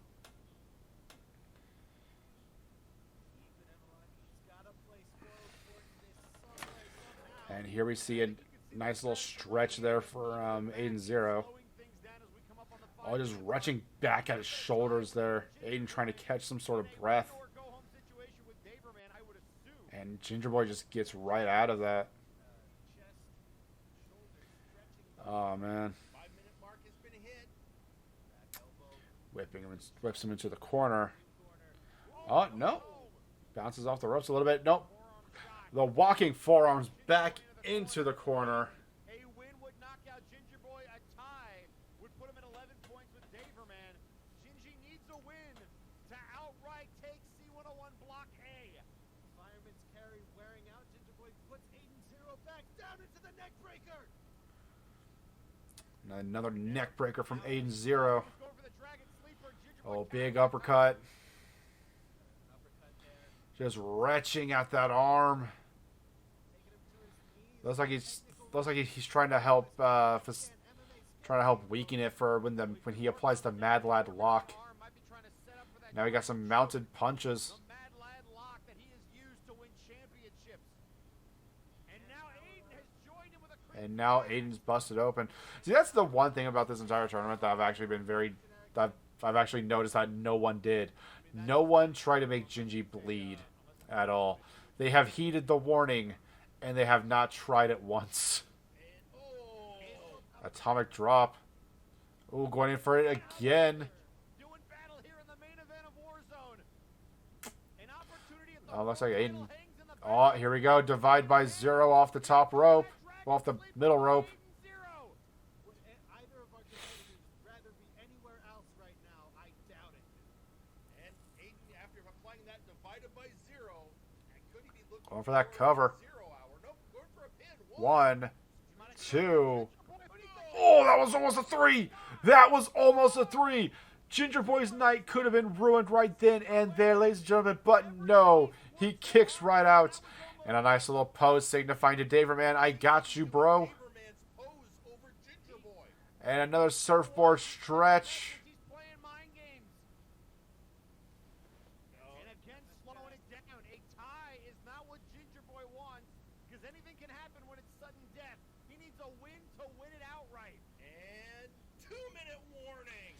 And we got the 2-minute warning, and they're just locking right up. Aiden away. Aiden saying not today. Oh, looks like he's going for like another atomic drop, and Ginger Boy gets right out of it. Snapmare.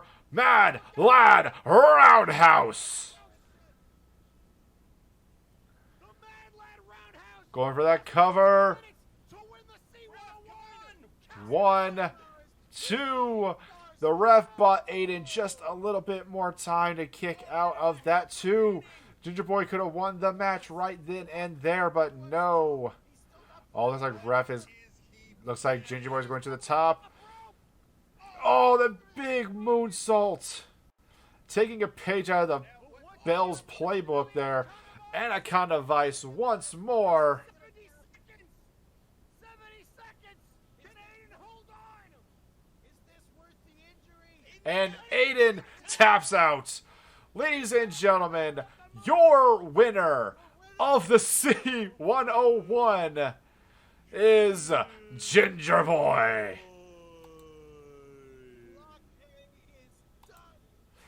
Ladies and gentlemen, the winner for Block A, as we stated earlier, is Ginger Boy, and I cannot state how happy I am to see this.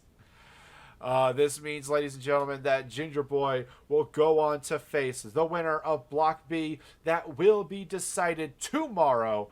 But first, ladies and gentlemen, the Warzone moment of the week. Stars, folks! No! A minute and a half remaining. What a strong kick out that was, too. He's still got plenty What left in him. is he Ginger Boy is planning? going to the top rope. Oh! Futuristic maiden. And now But what does he have left? Another Anaconda Vice! Get him in that vice. Is he going 70 to... seconds! 70 seconds! Is Canadian, this- hold on! Is this worth the injury? Aiden's tapping! Aiden tapped! He tapped him out off the moonsault! Your winner! And your winner, Ginger Boy! Block A is done, folks! Well, folks, there he is. The winner of Block A of the C101 is Ginger Boy.